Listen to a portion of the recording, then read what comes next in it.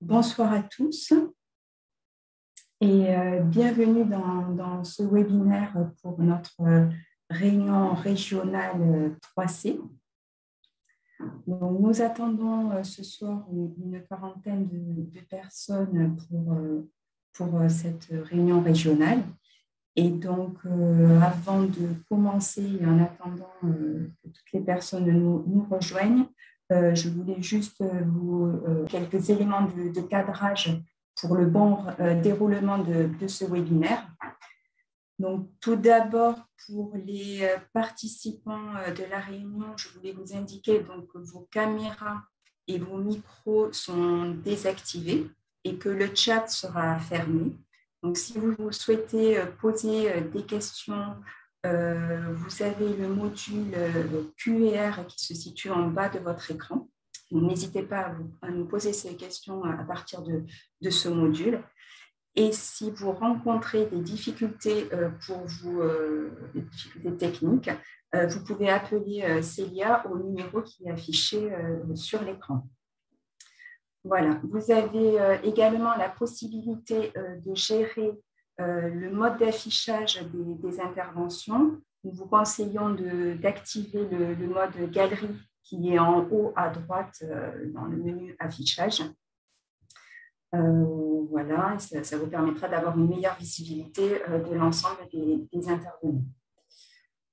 Pour les intervenants, je vous demanderai de bien vouloir respecter votre temps de parole afin que nous finissions cette réunion dans les temps. Et je voulais aussi vous indiquer que ce webinaire est enregistré et qu'un replay sera ensuite disponible sur notre site Internet. Donc, avant de vous présenter le programme, je souhaitais vous préciser aussi que vous verrez apparaître dans le chat un lien pour accéder à notre questionnaire de satisfaction. Et je vous remercie par avance de bien vouloir le renseigner, car cela nous permet de nous améliorer sur nos prochaines réunions. Donc, je vais vous présenter rapidement le programme de cette soirée. Donc, dans un premier temps, nous parlerons des missions des 3C. Et donc, je vous présenterai l'organisation des 3C de la région. Et puis ensuite, Maxime Buton et Julien-Guillaine de l'INCA vous parleront du référentiel organisationnel des missions des 3C. Ensuite, Charlotte Morel et moi-même, nous vous présenterons 3 projets régionaux qui sont en cours. Et enfin, nous aurons 3 interventions sur le déploiement du PPS avec la présence de Fabienne Lempereur et Virginie Moiteux du réseau Onco Pays de Loire, puis Christine Droz et Benoît Saunoin du 3C du siège du Mans et Pascal Bru de la clinique Clémenville à Montpellier. Voilà, donc je vois que le nombre de participants augmente encore un petit peu. Je vous propose de commencer du coup cette réunion. Je vais vous partager mon écran.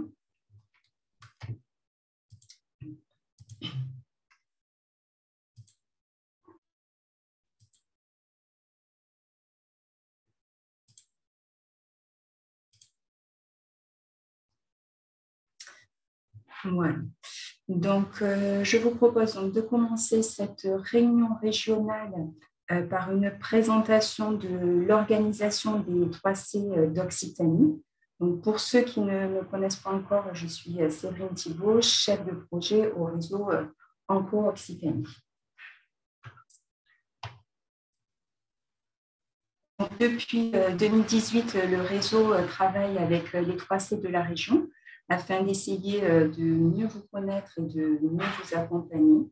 Donc, tout d'abord, nous avons lancé entre 2018 et 2019 un état des lieux des 3C de la région, dont je vais vous présenter rapidement les résultats par la suite. Ensuite, nous avons constitué un comité 3C en février 2019. Et puis, nous avons mis en place des actions et des projets communs avec la rédaction d'un document sur les clés de la réussite d'un 3C en juillet 2019 et, nous avons organisé des rencontres territoriales avec les acteurs de la cancérologie entre 2019 et aujourd'hui, même si ces rencontres ont été un petit peu freinées par la crise sanitaire de la Covid. Alors, donc je reviens rapidement sur l'état des lieux que nous avons mené avec l'équipe entre 2018 et 2019. Donc, l'objectif de ce projet était de rencontrer les 3C de la région, donc pour connaître leur organisation, mais aussi les moyens humains qu'ils disposaient et les missions qu'ils effectuaient et les liens qu'ils avaient avec le réseau. Donc, au total, nous avons rencontré 36 3C sur 38 et ces rencontres se sont déroulées soit en présentiel, soit en distanciel. Sur les 36 3C rencontrés, 23 étaient mono-établissements et 13 multi-établissements. Donc, nous avons différencié les 3C de l'ouest de l'Occitanie de ceux de l'est. Et nous avons constaté que 84% des 3C de l'ouest, donc soit 21 3C sur 25, étaient mono-établissements. Et 82% des 3C de l'Est Occitanie, donc soit 9 3C sur 11, étaient plutôt multi-établissements. Donc, on a une différence de structuration et d'organisation des 3C sur nos deux anciens territoires. Au niveau des ressources humaines, en 2019, les 3C comptabilisaient 192 personnes. Là aussi, il existait des différences sur nos deux anciens territoires, puisqu'à à l'est de l'Occitanie, nous avions plus de secrétaires qu'à l'ouest, parce qu'à l'ouest de l'Occitanie, les secrétaires étaient plutôt rattachés à un établissement de santé plutôt qu'à un 3C.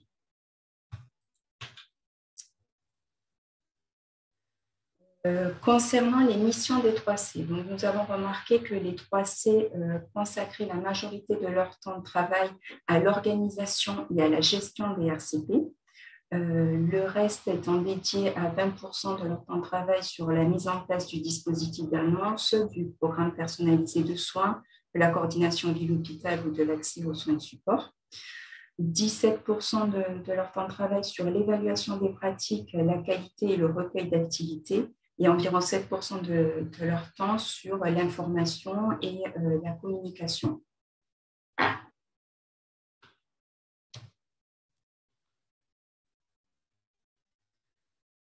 Donc, cet état des lieux nous a permis de constater qu'il y avait une organisation différente entre nos deux anciennes régions, à la fois sur la composition en termes d'établissements de santé, de ressources et de missions.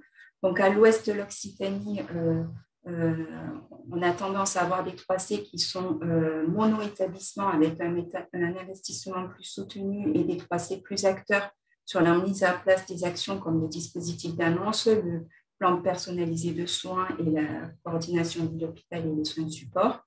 Et à l'est de l'Occitanie, des 3C plutôt multi-établissements avec une fonction plus de support sur la mise en place du dispositif d'annonce, du plan personnalisé de soins, la coordination de l'hôpital et les soins de support. Donc, je vous ai représenté ici la carte de la région avec les 38 3C de la région et j'ai différencié les 3C qui sont mono et multi-établissements. On voit bien la différence entre l'Est et l'Ouest du territoire. Donc ensuite, à la suite de cet état des lieux, nous avons décidé de lancer un appel à candidature auprès des 3C de la région pour former un comité 3C que nous avons créé en février 2019. Donc, l'objectif de ce comité 3C est de fédérer et de représenter l'ensemble des 3C de la région, d'impulser une dynamique régionale qui vise à améliorer le fonctionnement des 3C et les pratiques professionnelles de chaque 3C et faciliter le dialogue inter-3C, la collaboration et le partage d'expériences. Donc, depuis sa création, des actions et des projets ont été mis en place. En 2019, nous avons rédigé les clés de la réussite d'un 3C. Donc, ce document met l'accent sur les points essentiels au bon fonctionnement d'un 3C. Ensuite, nous avons organisé des rencontres territoriales dont les enjeux sont de vous accompagner dans l'optimisation de vos organisations et de vos missions et d'améliorer les collaborations entre le réseau, les 3C et tous les acteurs de la cancérologie sur un territoire. Donc, au total, nous avons effectué 5 rencontres territoriales, dont une qui est sur le point de se structurer dans le Tarn. À côté de cela, nous menons des projets d'évaluation et de qualité, comme l'amélioration des rapports d'activité, l'étude Covid et cancer, le projet complétude des fiches RCP, que nous vous présenterons un peu plus tard dans la soirée. Et ensuite, le comité 3C s'est engagé aussi dans l'accompagnement pour le déploiement du DCC, notamment sur le PPS, d'où l'un de nos sujets de notre réunion de ce soir, et sur l'accompagnement sur le codage des fiches RCP du DCC. Et bien sûr, sur l'organisation de cette réunion régionale 3C. Vous allez me dire, c'est très bien tout ça, mais nous, ce qui nous intéresse, c'est de savoir ce que vont devenir nos 3C demain. Donc, vous avez tous reçu cet été le projet du référentiel organisationnel des missions des 3C qui a été rédigé par l'INCA. Vous avez pu faire vos remontées sur vos impressions et vos remarques sur ce document. Et d'ailleurs, j'en profite pour remercier tous les 3C qui se sont impliqués dans ce travail. Nous avons pu constater dans ce document que les missions des 3C seraient à l'avenir plus axées sur la qualité, l'évaluation des pratiques et l'animation territoriale. Mais bon, je vais laisser la main à Maxime Putan et Jingui Yanlin qui vont vous en dire un petit peu plus sur ce référentiel. Voilà, je vous remercie.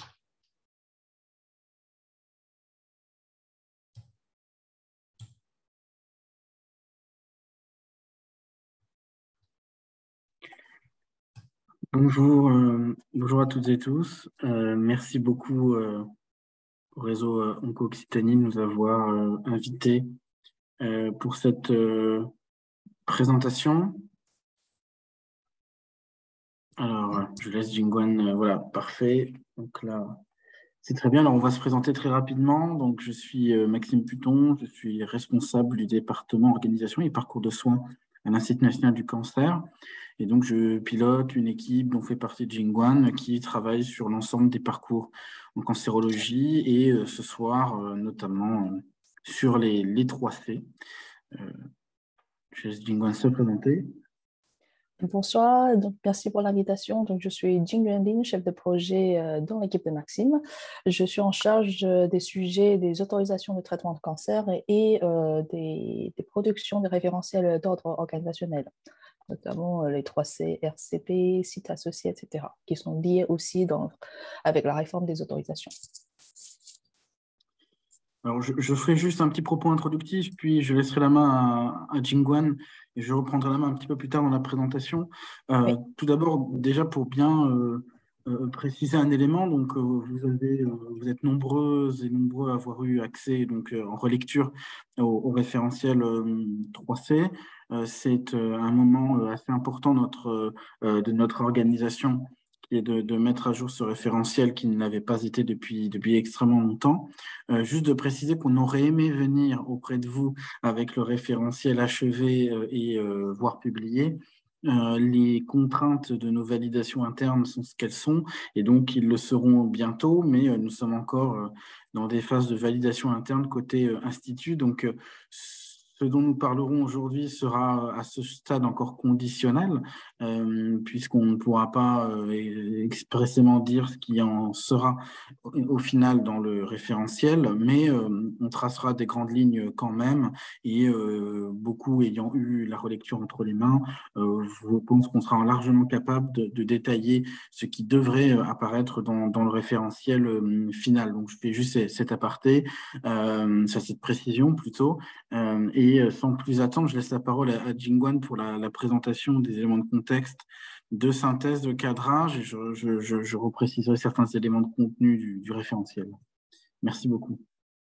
Merci Maxime pour le relais. Donc là, comme vous voyez pour le sommaire, on va présenter le contexte de la création des 3C. Pardon, je vais vous présenter aussi de façon synthétique l'étude nationale des 3C, dont vous avez beaucoup participé, le cadrage du projet de revue de mission, la structuration de référentiel et le suivi des 3C, enfin le plan de suivi des 3C qu'on avait envisagé de mettre en place. Donc, le contexte, donc, c'est les 3C, Maxime l'a évoqué rapidement. Donc, là, c'était les missions des 3C jusqu'à présent, c'était basé sur la circulaire 2005.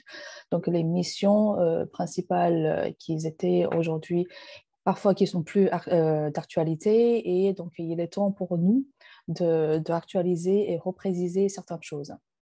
Jusqu'à présent, c'est toujours ces 4 missions principales qui sont exercées par les 3C.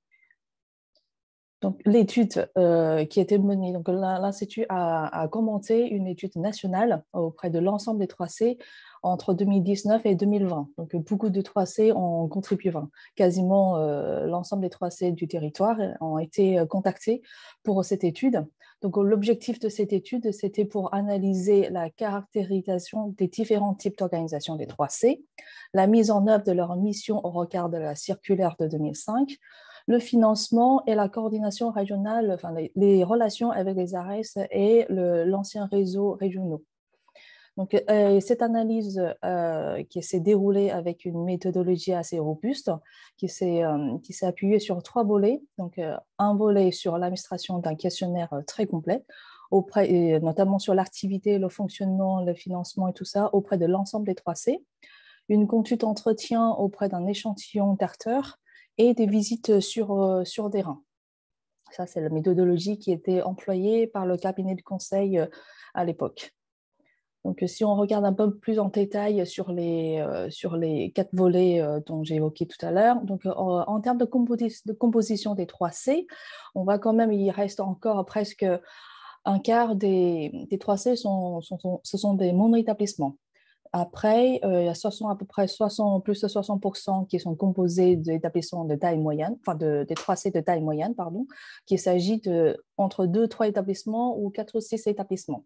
Ça, c'est le noyau dur des compositions des 3C. Et après, sur les composants, les principaux composants des 3C sont des établissements privés en premier lieu, les CH et les CHRU. Donc ça, c'est les compositions principales des 3C qui étaient ressorties de l'étude. Donc là, vous voyez qu'il y a quand même 220 3C qui ont répondu à cette question. Donc, c'est quand même représentatif le résultat.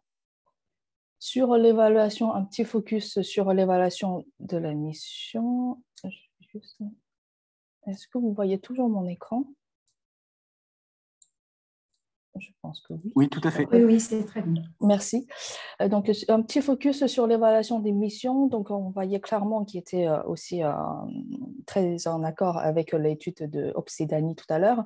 Donc, l'exercice majeur des 3C, c'est la gestion des RCP. Donc, il reste toujours une mission principale. Et ensuite, plus on voit dans l'accompagnement des établissements ou dans l'évaluation des pratiques, on voit l'exécution se faiblise, notamment pour les essais cliniques et les programmes personnalisés l'après-cancer. Donc, on voit clairement la protection des reportings et les évaluations sont très, très faiblement réalisées. Concernant les dispositifs, les programmes personnalisés des soins, donc ça reste, les principales actions restent diffusion d'informations et l'accompagnement des établissements. Aussi pour l'accès aux soins de support. Ça, ce sont des missions, les 4 premières missions qui sont relativement réalisées par les 3C.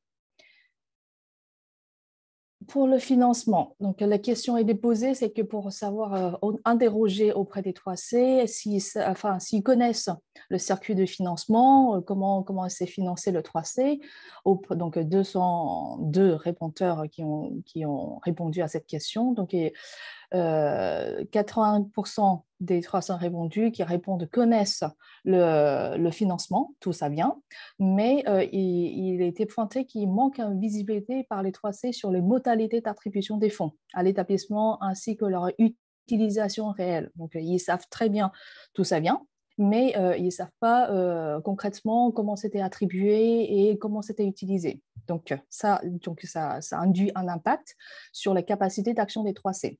Parce que dans l'étude, il était ressorti qu'il y avait des tracés qui mènent des actions, qui essaient de mener des actions, mais avec de très faibles moyens, donc qui impactent donc, la capacité et aussi la qualité des actions des tracés auprès des établissements.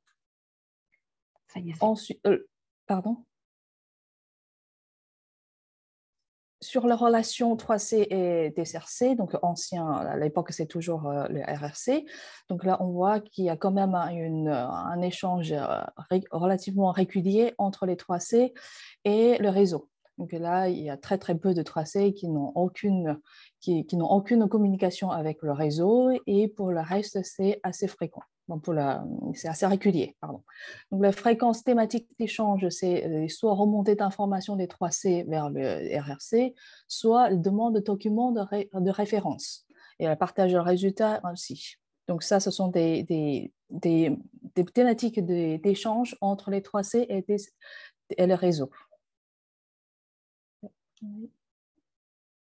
Donc là, on arrive à un constat général qui est que sur les 243C interrogés, il est constaté que chaque 3C organise de façon très hétérogène, tant sur le plan de leur structure juridique et de leurs moyens, et aussi sur le périmètre d'intervention.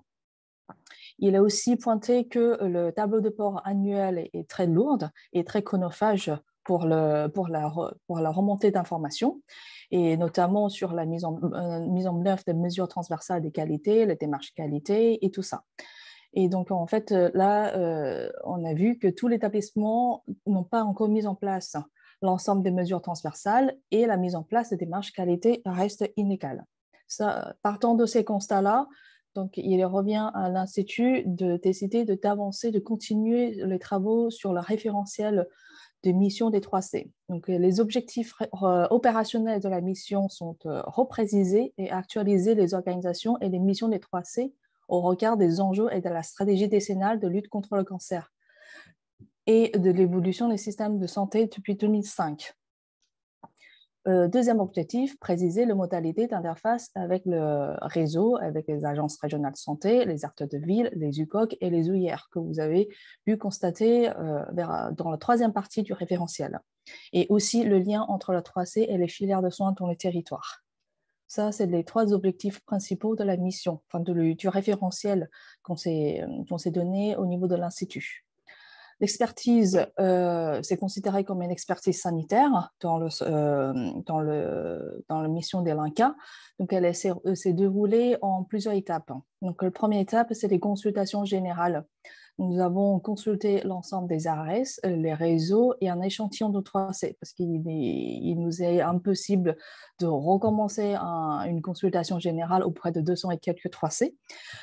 Donc, nous avons choisi un panel de 3C qui est au moins 3 par région et avec des structures différentes pour qu'on puisse mener cette consultation générale et les fédérations hospitalières. Donc, cette consultation générale avait pour objectif de recueillir les attentes, les points de vigilance et l'expérience vécue et quels sont les besoins d'évolution.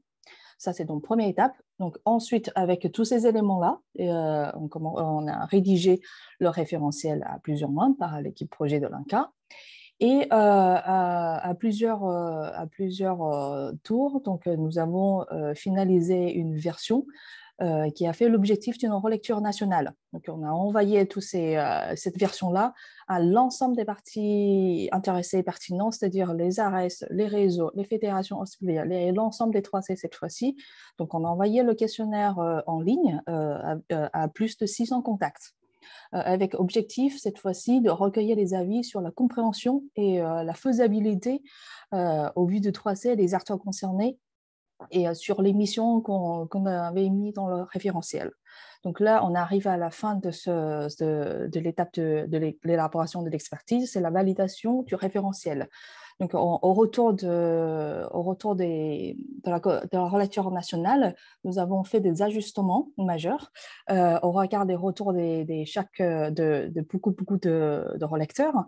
On a fait des ajustements au niveau du référentiel et maintenant, nous sommes en attente de la validation interne du référentiel. Donc voilà un petit vue de calendrier du projet. Donc c'est un projet qui durera à peu près 1 an. Donc on a démarré tout justement en novembre dernier. C'était la validation de notre note de cadrage pour lancer le travaux. Et on arrive là octobre aujourd'hui. Donc on arrive sur la validation interne du référentiel. Je passe la parole à Maxime. Merci beaucoup, Jingwen. Alors, au niveau du contenu du référentiel, on est sur quelque chose que je pense beaucoup d'entre vous ont vu. On est sur une trinité finalement assez simple. Une première partie qui va redéfinir un peu les définitions des 3C et les principes organisationnels principaux, la répartition territoriale, l'organisation territoriale et un certain nombre d'éléments forts de structuration qu'on a souhaité. En deuxième partie, la partie centrale, on va parler des missions et on a vraiment souhaité parler des missions à égalité entre les missions pour pas qu'il y en ait une au-dessus des autres. Et on sait notamment que le sujet, et je pense qu'on aura des questions là-dessus, le sujet de l'organisation des RCP a été souvent dans beaucoup de 3C considéré comme une mission importante. Donc là, on essaie de resituer cet enjeu autour de nombreuses missions et on a une ambition très forte pour les 3C dans le cadre de la réforme des autorisations sur le contrôle de la qualité, ou en tout cas l'évaluation de la qualité des établissements de santé en cancérologie, qui est un élément très fort pour nous de travail, et on pense vraiment que les 3C doivent être les points d'appui principaux sur les travaux qualité des établissements. Et le troisième élément, ce sont les modalités pratiques d'organisation, qui, quoi, comment, avec quel fonds, etc. Donc, l'organisation de ce référentiel est finalement assez simple. Peut-être, Jingwen, la slide suivante. Merci. Alors, sur la définition du 3C, on a surtout voulu rappeler, au-delà de définitions un peu générales et génériques, que le 3C n'est pas un effecteur de soins. C'est un élément important. On nous pose régulièrement la question. Le 3C qui accueille des patients, qui prend en charge des patients parfois. On est clairement sur une cellule de professionnels de santé au service des professionnels de santé, des équipes soignantes et de façon un peu plus indirecte des patients, mais pas en tant qu'effecteur de soins. C'est un élément important, ce qui ne veut pas dire que des patients ne peuvent pas participer aux travaux des 3C comme des patients experts, par exemple, ou des structures de représentants de patients. On a voulu également formaliser clairement les établissements qui doivent intégrer un 3C, soit un 3C dans leur établissement, soit au sein d'un 3C plus vaste. Troisième élément, on a apporté des précisions, notamment sur les 3C mono-établissements et pluri-établissements. Clairement, l'enjeu pour nous, il n'est pas d'interdire ou que sais-je sur des 3C mono-établissements, il est par contre de dire que dans la logique de l'amélioration de la qualité, de la prise en compte de la qualité des 3C, un 3C mono-établissement, a priori, est un modèle à interroger en termes de pertinence, parce qu'il ne nous paraît pas souvent pertinent qu'un 3C soit mono-établissement. Et dans les faits, on voit que les 3C mono-établissements, même s'ils sont nombreux, ils restent minoritaires. Et le modèle global, en général, qu'on va retrouver, c'est évidemment le 3C pluri-établissement.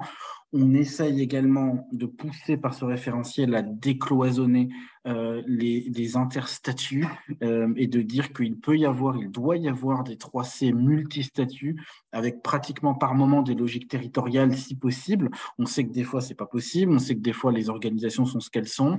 Mais en tout cas, on encourage au développement de 3C multi-établissements territoriaux avec du coup une approche publique-privée intégrée, notamment dans des agglomérations de taille intermédiaire. Peut-être le point final, c'est sur les cabinets de radiothérapie. On sait que parfois, ils peuvent être aujourd'hui intégrés au 3C, parfois pas. Sur les cabinets de radiothérapie libéraux, on a suspendu nos travaux d'écriture, enfin, dans le sens où ils peuvent difficilement être imposés dans les 3C pour des raisons réglementaires, notamment parce que, n'étant pas établissements de santé, ils ne peuvent a priori pas toucher le financement de la mission d'intérêt général sur les 3C. Mais au-delà de ces questions-là, il y a aussi une question d'équilibre de l'offre et de difficulté dans certains territoires à former des 3C comprenant un cabinet de radiothérapie. Donc pour cette raison, on a plutôt concentré l'attention de l'organisation des 3C vraiment sur une logique de cohérence de parcours, de cohérence territoriale, qui nous paraît effectivement plus important que d'imposer absolument à ce que le 3C regroupe chimio, chirurgie et radiothérapie. Donc, ce sont des éléments que vous verrez apparaître lors de la dernière version, mais qui n'apparaissaient pas forcément cette forme-là dans la version à la relecture. De cela, on tire qu'un certain nombre de missions, donc je l'évoquais précédemment, un certain nombre de missions vont être proposées au 3C, beaucoup plus ambitieux qu'aujourd'hui. Entre-temps, il s'est passé 15 ans et l'idée étant que la période est à la réforme des autorisations des activités de soins, une réforme de l'ensemble de la cancérologie et donc un repositionnement global des acteurs. Ce que je n'ai pas dit en introduction, c'est qu'aujourd'hui, on parle du référentiel 3C. L'année dernière a été revu le référentiel des DSRC, des dispositifs spécifiques régionaux du cancer, mais également, nous sommes en train de travailler sur les OIR, les organisations interrégionales sur la cancérologie pédiatrique, ainsi que les UCOG sur l'oncogériatrie. Donc, c'est l'ensemble des réseaux qui sont en train d'être revus en termes de mission. Donc, c'est un courant global que nous menons, le 3C étant un des éléments les plus importants, bien sûr, et l'enjeu, il est de repositionner l'ensemble des acteurs de la cancérologie sur des missions ambitieuses en lien avec la stratégie décennale et en lien avec la réforme des autorisations. Aussi, on s'est calé sur les missions des 3C, nous sommes calés sur les obligations de qualité qui vont être imposées aux établissements dans le cadre de la réforme des autorisations. C'est pour ça que si vous lisez les décrets des autorisations, alors c'est une lecture un petit peu aride que je ne vous conseille pas, peut-être si ce n'est pour vous endormir le soir, mais en tout cas, vous allez retrouver tous les éléments des dispositifs transversaux qualité, comme nous les appelons l'Institut. Vous allez retrouver ces éléments dans le cadre du travail d'évaluation de la qualité des 3C. Alors, on les a essayé de les séquencer en blocs pour que ce soit plus lisible, mais vous avez, on va rester un tout petit peu sur cette slide, vous avez les moments clés du parcours. Donc, certains étaient classiques, tous étaient d'ailleurs classiques dans l'émission des 3C, le dispositif d'annonce, le programme personnalisé de soins et le programme personnalisé de l'après-cancer. Ces trois-là demeurent, bien sûr, on les renforce en termes de mission, mais ces trois-là demeurent, bien évidemment. Au niveau de la qualité du projet thérapeutique, donc on a évidemment les réunions de concertation pluridisciplinaires qui sont l'un des éléments centraux de travail des 3C depuis les origines. L'accès aux essais cliniques, évidemment, figurait de facto dans les missions. Cet élément est renforcé dans le cadre de la réforme des autorisations et l'accès aux tests génétiques avec un enjeu tout particulier sur l'oncogénétique, qui est un élément majeur qui démarre déjà depuis quelques années, mais qui doit encore prendre son envol en termes de structuration. Et il y a un enjeu très fort à ce que l'ensemble des établissements en cancérologie puissent disposer d'accès à ces traitements de tests génétiques. La qualité des soins de support, donc c'est évidemment là aussi un bloc important qu'on retrouvait dans le système classique actuel, mais qui est bien évidemment développé dans le cadre de cette réforme, avec l'accès aux soins de support, bien évidemment, et ensuite des soins de support plus spécifiques qui ont été ciblés dans les décrets, le repérage de la fragilité gériatrique, l'accès à la préservation de la fertilité et la chirurgie reconstructrice. Alors, pourquoi ces trois-là et pas d'autres? Ce sont des questions tout à fait pertinentes. De toute façon, il y a un enjeu d'accès globaux aux soins oncologiques de support. Donc, disons que les décrets ont voulu faire des focales sur un certain nombre de ces soins de support, mais de prévoir un cadre général important sur l'accès aux soins oncologiques de support général, et donc qui renvoie au socle de soins de support bien connu des professionnels. Enfin, la qualité des pratiques. Donc là, on rentre sur quelque chose de beaucoup plus méthodologique, entre guillemets, beaucoup plus lié à l'amélioration des pratiques et à l'évaluation des pratiques. Il y avait... alors, ce sont des éléments d'ailleurs assez nouveaux dans le cadre de la réforme, puisque vous avez d'une part les établissements associés, donc ça c'est un renforcement des contrôles sur les établissements associés qui prennent une dimension un peu différente dans la réforme des autorisations, puisque en gros, leur sont appliquées toute une série de règles de qualité qui n'avaient pas forcément l'obligation de respecter avant. Et donc, il y aura un enjeu de bien monitorer ces établissements associés au sein des 3C. Le plan de formation pluriannuel, qui est une nouveauté de la réforme des autorisations et qui est une obligation aux établissements, donnée aux établissements de disposer d'un plan de formation pluriannuel de leurs équipes aux nouvelles techniques de cancérologie dans les domaines qui concernent les différentes spécialités médicales et paramédicales. Et donc, l'enjeu va être derrière cela de vérifier, de travailler 3C établissements à ce que cette obligation soit bien respectée, coordonnée et organisée. Le respect des seuils d'activité, alors là, l'idée n'est évidemment pas de dire que le 3C va devoir contrôler le niveau d'activité des établissements. Ce sujet est suffisamment sensible pour qu'il soit géré par de très nombreux acteurs des établissements. L'enjeu pour le 3C va plutôt être dans ce domaine-là de s'assurer que, comment dirais-je, que les organisations de discussion et d'échange entre établissements soient mises en place pour réfléchir notamment à des logiques de filière sur un 3C où il y a 2 ou 3 établissements autorisés à la même activité de soins. Est-ce que, au vu des files actives, il y a véritablement cette nécessité, bref, d'avoir et de disposer de cette espèce d'organisation d'échange et de discussion entre les équipes soignantes, ce qui peut être particulièrement intéressant et prolifique et indirectement conduire à des décisions et des organisations sur les seuils d'activité. Enfin, le plan de continuité des soins, qui est de vérifier là aussi que tout est organisé pour que, en cas notamment de dégradation des patients dans certaines situations, les plans de continuité des soins aient été prévus pour le rattraper le cas échéant. Voilà un petit peu le tableau général des missions qu'on entend confier au 3C, alors qu'on s'entende bien, l'obligation de ce référentiel repose sur le faire-faire, c'est-à-dire la capacité du 3C à comment dirais-je, organiser les équipes soignantes, à aider les équipes de soins et les structures des établissements à mettre en place ces dispositifs, à les évaluer et à faire des retours auprès des établissements sur ces évaluations pour améliorer sans cesse la qualité. C'est l'élément, on va dire, central qu'on attend de cette cellule qualité. Elle n'est pas de faire elle-même, bien évidemment. Peut-être la slide suivante, Jingwen. Je crois qu'on retrouve là les éléments que j'ai évoqués. Oui, pardon. Non, effectivement. Ça, c'était la mission, on va dire, le bloc de mission 1. Il y a 2 autres blocs de mission, tout à fait. L'une, c'est sur l'évaluation des pratiques professionnelles en cancérologie. Donc ça, c'est aussi une particularité de la réforme qui réaffirme avec force l'enjeu d'auto-évaluation des pratiques, de mise en place des registres et de transmission des données d'activité, des pratiques, notamment via le DCC. L'enjeu derrière cela, il va être de conforter le rôle des 3C, comme c'est le cas déjà aujourd'hui dans beaucoup de régions, dans ces transmissions de données d'activité et de pratiques professionnelles, notamment liées avec les DSRC, mais aussi, et ça va être un peu nouveau pour tout le monde, la mise en place de dispositifs d'auto-évaluation des pratiques qui étaient prévus dans les textes de 2007, les décrets d'autorisation, mais qui n'avaient jamais été mis en œuvre et qui est réaffirmé dans la réforme de cette année, de 2022, et qui va être porté par la DGOS, oui, évidemment, mais aussi par l'INCa, puisque nous avons vocation à mettre en place des dispositifs d'auto-évaluation, et donc le 3C, comme les DSRC, joueront un rôle dans les travaux que nous allons mener auprès des établissements dans ce domaine. Et le troisième élément, c'est la contribution du 3C à l'animation territoriale. On sait que beaucoup le font déjà. Il y a un enjeu à ce que le 3C puisse aider les établissements aussi à parfois sortir de leur logique de pur établissement et d'aller vers la ville, ce qui se fait de plus en plus et de façon très large. Mais on ne travaille jamais assez les relations ville-hôpital.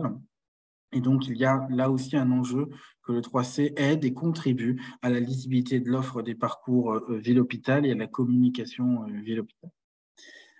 Une fois ces principaux éléments de mission présentés, la troisième partie, si c'est possible, Jingwan, de passer à la slide suivante, voilà, va s'ouvrir sur les modalités pratiques. Et là, l'idée, il va être d'être extrêmement simple. Comme aujourd'hui dans beaucoup de situations, pas forcément partout, mais dans beaucoup de situations, il y a une convention qui lie l'ensemble des établissements du 3C et qui fixe les modalités d'organisation, de pilotage, de financement, de contribution, parce qu'on sait que dans beaucoup de situations, c'est pas juste du financement en espèces sonnantes et trébuchantes. On est parfois sur des mises à disposition, qui de locaux, qui de matériel, qui de personnel, bien évidemment, puisque c'est un peu le nerf de la guerre pour les 3C. On propose dans le référentiel une organisation de type avec un comité de pilotage annuel, avec des référents par établissement et une équipe opérationnelle du 3C qui assure les missions de ce dernier. Sur cette équipe opérationnelle, on a identifié 4 fonctions qui n'ont pas forcément vocation à être exercées à temps plein ou à mi-temps, mais qui ont vocation à avoir une cohérence. C'est-à-dire l'idée pour nous, c'est quand même que malgré tout, il n'y ait pas d'émiettage des temps dédiés à ces missions, notamment sur qualiticien, assistana, coordination, où l'enjeu là, il est d'avoir des personnes qui puissent se consacrer au 3C un temps suffisant, quitte à cumuler parfois certaines fonctions pour des petits 3C, par exemple. Quant aux fonctions médicales, elle est absolument nécessaire dans les 3C pour de nombreuses raisons, mais évidemment, le temps médical étant un temps extrêmement précieux et rare, on n'a évidemment pas été jusqu'à un même niveau d'exigence que pour les postes de coordination assistana qualité. Et l'enjeu derrière, il est d'avoir toujours ce trinôme qu'on avait identifié dans les études préalables, ce trinôme de coordination assistana qualité avec cette possibilité d'avoir des relais médicaux. Et on pense que c'est l'équipe aujourd'hui la plus pertinente pour organiser les 3C. Alors, on sait que beaucoup de 3C ont développé des compétences par ailleurs dans les systèmes d'information, dans la formation, dans différents éléments. Ce sont des éléments intéressants, mais on voulait vraiment positionner le référentiel sur les éléments clés, les éléments cœur du 3C. Avant-dernier élément, le financement, bien évidemment. Alors, le but de ce référentiel, et je sais que ça va faire des déçus, le but de ces référentiels n'est pas d'expliquer qui va recevoir combien, quand et comment. Le dispositif de financement, notamment de la mission d'intérêt général 3C, il relève du ministère de la Santé et de la DGOS en premier lieu, avec lequel nous travaillons. Le but de ce référentiel, il est d'organiser les structures 3C, de proposer un modèle d'organisation. La DGOS travaillera dans un second temps avec nous la modalité de financement. Ce que nous allons dire dans le référentiel, c'est essentiellement que la convention et le comité de pilotage doivent chaque année veiller à ce que le financement du 3C soit transparent. Et on sait qu'aujourd'hui, il n'y a pas forcément de transparence systématique dans la manière dont les fonds de la mission d'intérêt général 3C sont utilisés. Donc là, il y a un enjeu de clarification pour l'ensemble des acteurs, mais ce sera un travail en partie maintenant et en partie un peu plus tard avec les collègues du ministère. Dernier élément, on a essayé de faire une partie qui peut paraître parfois un petit peu copieuse sur les interactions croisées entre ARS, DSRC, 1K, OIR, UCOG et 3C. On a une cartographie un peu compliquée en France de ces dispositifs en cancérologie, même s'il a tendance à se simplifier ces dernières années. L'enjeu, il est de pouvoir bien réexpliquer qui fait quoi dans tel système et comment les uns et les autres interagissent. C'est ce qu'on a essayé de faire. On a même essayé le petit graphique qui ira bien avec. On espère en tout cas que ça permettra aux uns aux autres de se positionner et de mieux voir la manière d'interagir entre les différents acteurs. Voilà. Je ne sais pas s'il y a un point après. Si tu veux, dis-moi, je termine comme tu souhaites. Parce que c'est très rapide. L'idée, c'était juste de dire que on sait que depuis des années, vous remplissiez une remontée annuelle d'informations très importante en termes de volume et de temps consacré l'enquête annuelle 3C. Plus il y avait régulièrement des rapports annuels qui nous parvenaient. L'enjeu pour nous, il est de profiter de cette refonte des 3C pour réinterroger la manière dont on fait les remontées annuelles.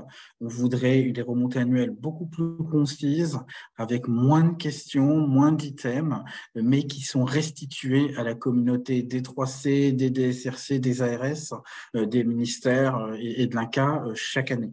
Donc l'idée, c'est qu'on va travailler là à des modèles de remontée à partir de l'année prochaine qui seront beaucoup plus synthétiques, avec plus forcément une demande de rapport annuel, juste une remontée par une plateforme d'enquête, et ensuite des éléments de restitution qui vont être faits fin d'année auprès de l'ensemble de la communauté. C'est ce qu'on souhaiterait faire auprès de tout le monde pour pouvoir redémarrer après une interruption des enquêtes 3C pendant une année, 2 années à cause de Covid notamment, pouvoir redémarrer, j'ai envie de dire, sur les chapeaux de roue et avec un questionnaire affiné et beaucoup plus clair pour tout le monde, et avec une restitution aux acteurs et un tableau de bord qui sera du coup beaucoup plus pertinent, nous semble-t-il. Voilà, j'ai été très long. Je ne sais pas s'il y a encore une slide, Jingwan. Non, c'est la fin. Je pense que c'est bon. J'ai été très long, je suis vraiment désolé. J'espère que ça ira au niveau du timing. On est à votre disposition avec Jingwan pour répondre à vos questions. Merci beaucoup, Maxime et Jingwan. Donc, du coup, il y a 2 questions qui ont été posées dans le Q&R. Le premier, je pense que c'est l'articulation entre les 3C et le ou les registres du cancer, parce qu'il y a marqué « Bonjour, quid du ou des registres du cancer ?» Donc, la première, je pense que c'est celle-là. Quelle peut être l'articulation entre les nouvelles missions des 3C et les registres des cancers dans les régions? Alors oui, alors c'est un sujet qu'on est en train de travailler à l'INCa, puisqu'on pilote, on copilote en fait une grande partie de ces registres cancer à l'Institut, et l'enjeu il va être effectivement de faire en sorte que, parce qu'en fait le référentiel il est engageant pour les 3C, il va être aussi engageant pour l'Institut et notamment vis-à-vis des registres, de faire en sorte de donner aux 3C tous les éléments et des éléments d'information nécessaires des registres cancer pour que tout le monde puisse travailler dans de bonnes conditions. Donc, je dirais, j'ai une réponse un petit peu de Normand que je vais vous faire, mais c'est de vous dire qu'on a ce sujet-là en tête pour donner à disposition tous les éléments d'information sur les registres et de faire en sorte que les 3C puissent travailler ces domaines-là et en fait mettre à disposition des professionnels et vérifier que les professionnels participent bien au registre au quotidien. Pour ça, il faut que nous, côté INCa, on donne des bonnes informations à l'ensemble des 3C et de ce point de vue-là, on s'y engagera. Super, merci beaucoup.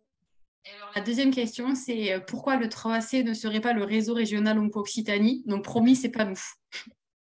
Alors, c'est une question de notre point de vue qui a été résolue dans le sens où la répartition des rôles est pour nous assez simple. Le DSRC, c'est une structure régionale qui a de nombreuses missions essentielles. C'est évidemment important de le rappeler, mais qui n'est pas les établissements. Le DSRC n'est pas un établissement. Le DSRC est une structure régionale qui va se coordonner notamment avec l'ARS et l'INCa pour apporter toute une série d'aides au niveau des établissements pour le coup. Le 3C, en principe, sauf particularité de 3C personnes morales, sont confondus avec les établissements. C'est en fait une coordination d'établissements qui ont mis en commun d'une certaine manière des moyens pour l'évaluation de la qualité à travers des équipes qu'on appelle les 3C et qui vont travailler cette qualité en interaction avec les DSRC. Donc, de notre point de vue, INCa, on n'est pas du tout sur les mêmes types de structures, on n'est pas du tout sur les mêmes types d'approches et on est dans le 3C à un niveau d'opérationnel total, là où au niveau des DSRC comme des ARS, on va être sur du maillage et du travail régional qui est à un niveau un tout petit peu au-dessus en termes on n'est plus dans le micro, on n'est pas encore dans le macro comme on peut l'être dans le national, mais on est dans une espèce d'intervalle. Alors certes, on sait que dans certains endroits, notamment les petites régions, il peut y avoir une confusion parce que tous les acteurs sont très proches. Je pense par exemple à des territoires d'outre-mer ou par exemple à la Corse, etc., où en fait tous les acteurs se connaissent très bien. Mais clairement sur des régions importantes, notamment par exemple Occitanie, je pense que le DSRC n'a évidemment pas les moyens de traiter de la qualité de l'ensemble des établissements autorisés à la cancérologie, quand bien même l'équipe est extrêmement motivée, ce qu'elle est bien évidemment. Merci beaucoup. Alors moi, j'aurais quand même une dernière question, c'est... comme a présenté Séverine au début, l'état des lieux, l'organisation en Occitanie, et du coup, il y a quand même un gros changement dans ces nouvelles missions. Quel va être l'accompagnement proposé? Est-ce qu'il y a un calendrier de en tant que 3C, je dois réaliser certaines missions qualité? Est-ce qu'il y a un calendrier prédéfini? Est-ce que c'est libre à chaque organisation de 3C, à chaque établissement de se mettre en place? Est-ce qu'on s'organise en mono, en multi? Voilà. Est-ce que vous avez un peu plus d'infos sur ça? Alors oui, alors il y a les éléments légaux et puis après ce qu'on va faire, enfin réglementaires, et puis après il y a ce qu'on va faire dans les faits. Alors clairement, on voulait déjà achever et terminer le travail sur le référentiel lui-même avant de parler de l'accompagnement derrière. C'est un premier élément. Ensuite, vous avez la réforme des autorisations, puisque, comme je l'expliquais, beaucoup des missions demandées au 3C se collent sur les nouvelles exigences réglementaires. Il faut savoir que ces exigences réglementaires aux établissements autorisés vont arriver progressivement. On est sur un délai de mise en œuvre de 2 ans à compter de la nouvelle autorisation, et les nouvelles autorisations arriveront fin 2023, 2024. Donc, en fait, on est sur un temps qui va aller jusqu'en 2025-2026. Ce qui veut dire que durant tout ce temps, les établissements n'auront pas encore l'obligation réglementaire et opposable au point de pouvoir être sanctionnés par l'ARS de mettre en œuvre toutes les dispositions de ces textes. Ce qui veut dire par miroir qu'on a quelques années encore de montée en puissance des 3C pour arriver jusqu'à cet optimal qui est de répondre à l'ensemble de ces missions. Dans cet intervalle de temps, il est évident que côté INCa, on ne va pas rester inactif et au-delà de l'amélioration des remontées d'informations qu'on vous a expliquées, on ira prendre notre bâton de pèlerin et aider l'ensemble des régions. On a déjà prévu de faire des checklists, des éléments synthétiques, etc. pour aider l'ensemble des acteurs. Puis si on voit que sur certains dispositifs, il y a des problèmes, on ira se pencher spécifiquement dessus pour aider les établissements et les 3C, bien évidemment. Donc, on est sur un document qui a vocation à durer un certain nombre d'années, en tout cas au moins 5-6 ans minimum. Donc, on se prend le temps de le déployer correctement, de travailler avec les ARS sur la redéfinition un petit peu du maillage des 3C, de travailler avec les DSRC et les 3C pour la manière dont ça va se déployer dans les faits et de le faire progressivement, collectivement. Et on sera là pour accompagner, comme on le fait aujourd'hui devant vous. Simplement, je pense, dans les années qui viennent, on n'interviendra non plus pour dire ce qui va arriver, mais pour détailler ce qui arrive et comment est-ce qu'on peut vous aider concrètement. Mais on sera là du coup. Merci beaucoup. Je vais juste vous donner la dernière question qui a été posée. Après, on va passer à la suite. Le référentiel va-t-il intégrer des recommandations concernant les conventions entre 3C privés, établissements privés et les exigences réglementaires du RGPD? Alors, il me semble-t-il, à ce stade, il n'était pas prévu de parler spécifiquement du RGPD, sauf en disant que la convention constitutive, enfin la convention entre les membres du 3C doit gérer notamment la capacité de l'équipe opérationnelle à accéder à un certain nombre de données pour pouvoir travailler en lien avec le RGPD. Il me semble qu'on a une référence à cela, mais on n'a pas été beaucoup plus loin derrière. Si la personne souhaite nous adresser la question précise, avec grand plaisir, on est toujours preneur de remarques pour toujours nous améliorer et peut-être faire des compléments éventuellement d'informations si nécessaire. Voilà. Ok, merci beaucoup. Du coup, c'était aussi pour dire le vendredi 21 octobre, on organise la 3e convention du réseau en Occitanie et Maxime sera là toute la journée. Une première partie sur les autorisations et il y a une deuxième partie l'après-midi sur la structuration territoriale et sur les missions du 3C. Donc, si besoin de notre échange, n'hésitez pas, il y a vendredi prochain. Voilà, merci beaucoup Maxime et Jingwon pour votre présentation. Merci. À bientôt. Merci à vous, Merci. Bon courage pour la suite. Au revoir à tous. Merci, Au revoir. Donc, on va continuer. On va passer à la deuxième partie qui s'occupe des projets régionaux en cancérologie. Donc, je vais présenter une première partie sur l'étude Covid des cancers qu'on a menée au réseau. Et ensuite, Séverine Thiraud prendra la parole sur les projets qu'on mène avec le comité 3C. Donc, l'étude Covid des cancers, tu peux passer à la diapo d'après. C'est une enquête qui a été menée, la réflexion elle a commencé en octobre, je dirais 2020, où suite, on avait identifié au sein de chaque établissement autorisé un contact, un référent sentinelle auquel on posait des questions tous les 15 jours. Et plusieurs médecins nous ont fait remonter l'idée l'impression de voir des stades avancés de cancer plus graves. Donc, on a constitué un groupe, on a dit, OK, on va lancer une étude pour vraiment voir est-ce qu'il y a vraiment eu un impact sur la prise en charge des cancers nouvellement diagnostiqués. Donc, l'idée, c'était de savoir pour les cancers du sein, de la prostate et les cancers colorectaux, est-ce qu'il y avait un impact ou pas. On a étudié 3 périodes. Notre période de référence, c'est la période avant le confinement. Donc, c'est pour tout patient nouvellement diagnostiqué entre novembre 2019 et février 2020, qui sera comparé à la première période de confinement, post-confinement de juin à août 2020. Et ensuite, la période T2, la période de deuxième confinement de décembre 2020 à janvier 2021, est aussi comparée à la période de référence. Cette enquête, on n'a pas pu la mener seule au réseau, donc on l'a fait en lien avec les 3C. Donc sur les 36 3C concernés en Occitanie, 30 ont confirmé leur participation et ils ont participé du coup au recueil de données. Donc par rapport au recueil de données, 11 3C ont réalisé le recueil et ensuite 19 où on a participé avec une enquêtrice spécifique. Les résultats pour les cancers colorectaux et les cancers de la prostate sont en cours d'analyse et je vais vous présenter uniquement la partie sur les cancers du sein. Diapo suivante, pardon. Donc, cette enquête, je reprends par rapport à la méthodologie. Donc, c'est une enquête rétrospective sur une cohorte de patients dont le dossier a été discuté en RCP pour tout nouveau diagnostic de cancer du sein en Occitanie. Donc, on a tiré au sort les premières fiches RCP sur les 3 périodes d'études. Au niveau réglementaire, on a signé une convention avec chaque 3C participant et on a fait une déclaration clinique de la MR04 avec une analyse d'impact. Par rapport aux différentes variables qui ont été recueillies, on a créé 2 variables complémentaires, qui est le pronostic clinique, donc qui dépend du stade T, de la présence de ganglions, de la présence de métastases et l'absence de traitement par chirurgie, avec un pronostic favorable, un pronostic défavorable. Et après, on a créé une deuxième variable qui s'appelle pronostic après chirurgie, et là, qui dépend de la classification histopathologique, le PT, le PN, et là aussi, du coup, la présence de métastases avant chirurgie et l'absence de traitement par chirurgie, avec un pronostic favorable et un pronostic défavorable. Concernant les statistiques, on a utilisé le test du Ki2 et on a comparé les 2 périodes de post-confinement à la période de référence. Diapo suivante. Donc, sur les 3 périodes, on a eu 4108 fiches, première fiche RCP.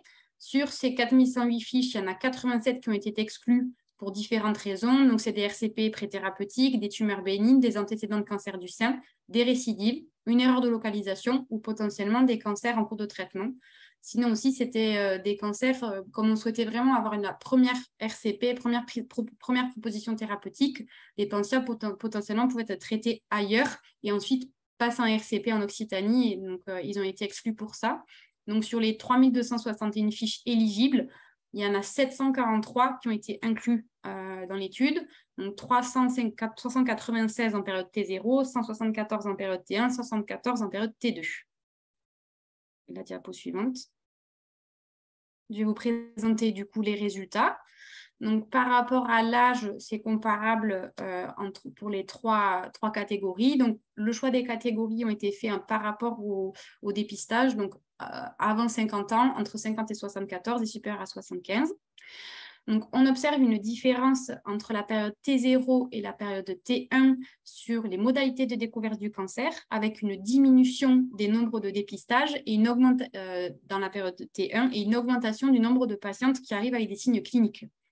Cette différence en fait disparaît en période T0 où on a autant de dépistages que de signes cliniques comparé à la période T0. Par rapport aux typologies de tumeurs, in situ ou invasives, les mêmes types de tumeurs sont retrouvés. Et au niveau du pronostic clinique, on tend à une partie significative entre T0 et T1, mais pas en T2. Diapo suivante, s'il te plaît.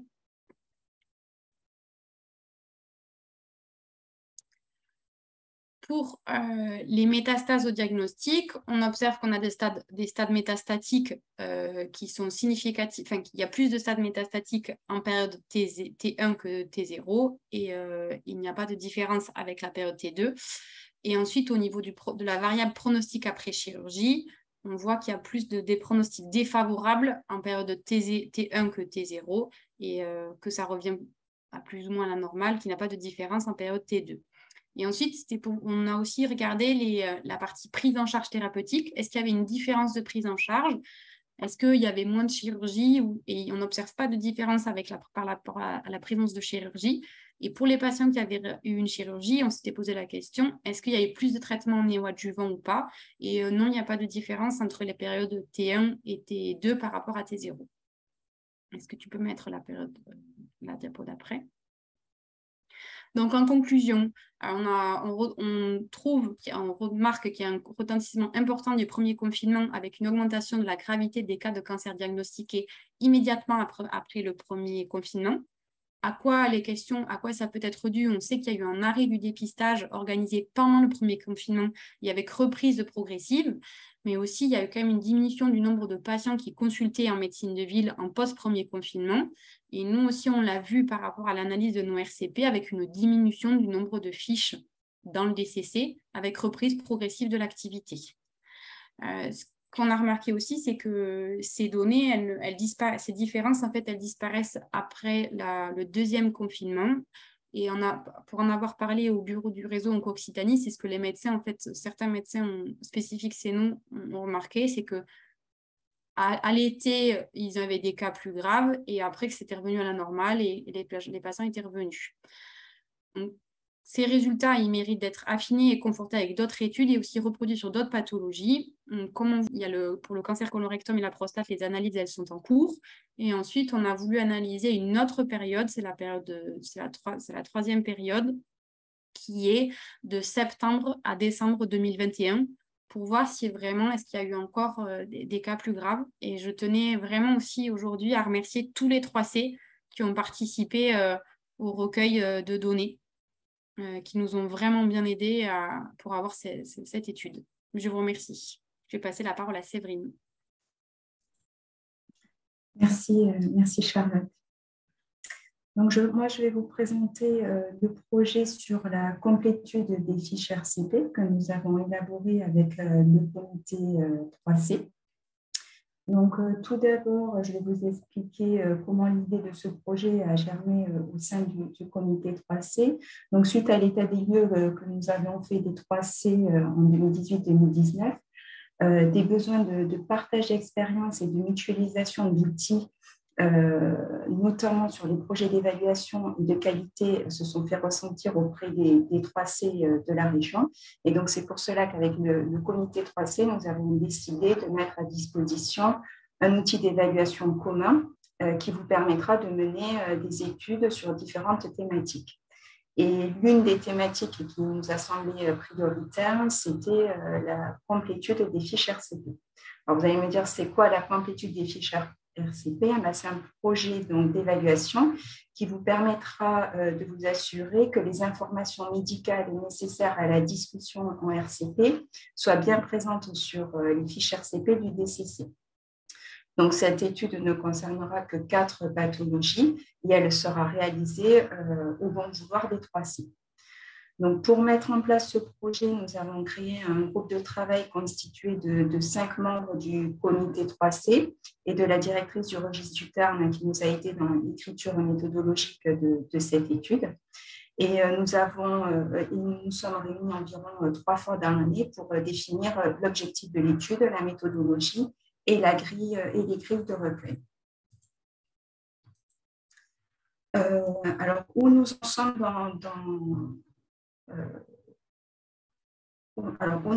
dans son projet? Donc, comme je vous l'ai dit, cette année, attendez, j'ai un petit problème.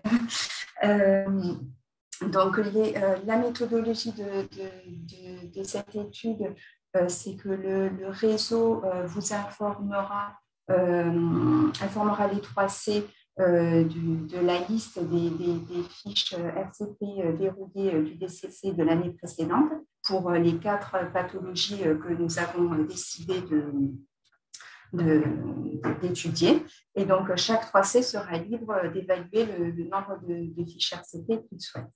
Donc, la population concernée, ce sera tous les patients de 18 ans et plus qui disposent d'une fiche RCP verrouillée sur les DCC et dont les pathologies sont le sein, le poumon, le colon-rectum et la prostate. Donc, on vous fournira un lien de connexion sur un logiciel qui s'appelle Sphinx, un logiciel de recueil de données et d'analyse, qui vous permettra d'avoir à votre disposition un outil qui vous permettra de faire le recueil des données et l'analyse des données que vous aurez recueillies. Donc, où nous en sommes sur ce projet? Donc, comme je vous l'ai dit, donc, on a rédigé le protocole, la méthodologie de l'étude et déterminé l'écriture de recueil. Nous venons d'acheter donc là, ce mois-ci, le logiciel Sphinx, donc, qui vous permettra de faire ensuite le recueil et le rapport d'analyse. De novembre à décembre, nous allons donc paramétrer ces 4 grilles de recueil sur le logiciel et commencer à élaborer la trame des rapports d'analyse. Ensuite, courant janvier 2023, nous commencerons une phase de test avec quelques 3C pilotes pour pouvoir enfin débuter l'étude, je l'espère, courant février 2023. Voilà pour ce projet.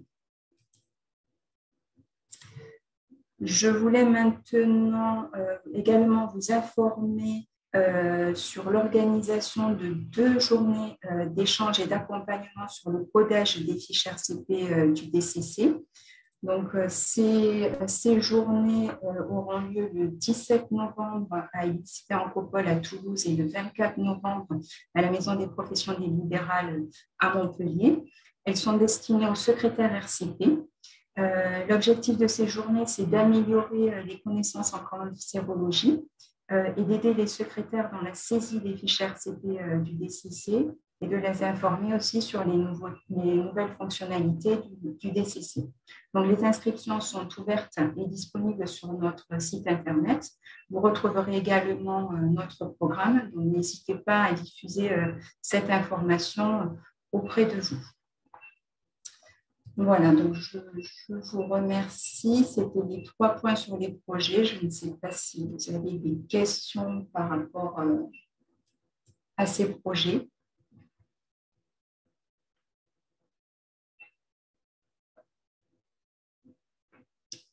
Je vois qu'il n'y a pas de questions. Du coup, je vous propose d'enchaîner directement sur le déploiement du PPS et je vais laisser la main à Fabienne Lauperin et Virginie Moiteux qui vont nous présenter comment ils ont déployé le PPS dans leur région. Alors, merci Séverine. Je passe mes diapos. Voilà, tac, tac. Est-ce que ça marche? Est-ce que c'est bon pour vous, les diapos, ça va? C'est parfait, on les voit. Ok, merci.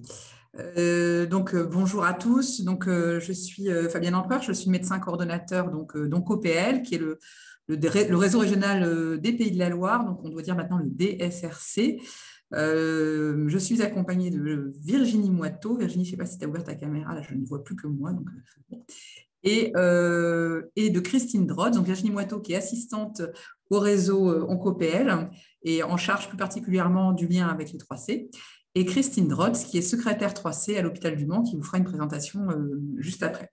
Alors, avant de démarrer, parce que je pense que vous ne connaissez pas forcément comment ça se passe chez nous, on est une petite région, nous, par rapport à l'Occitanie. Donc, j'ai entendu la présentation de Séverine tout à l'heure.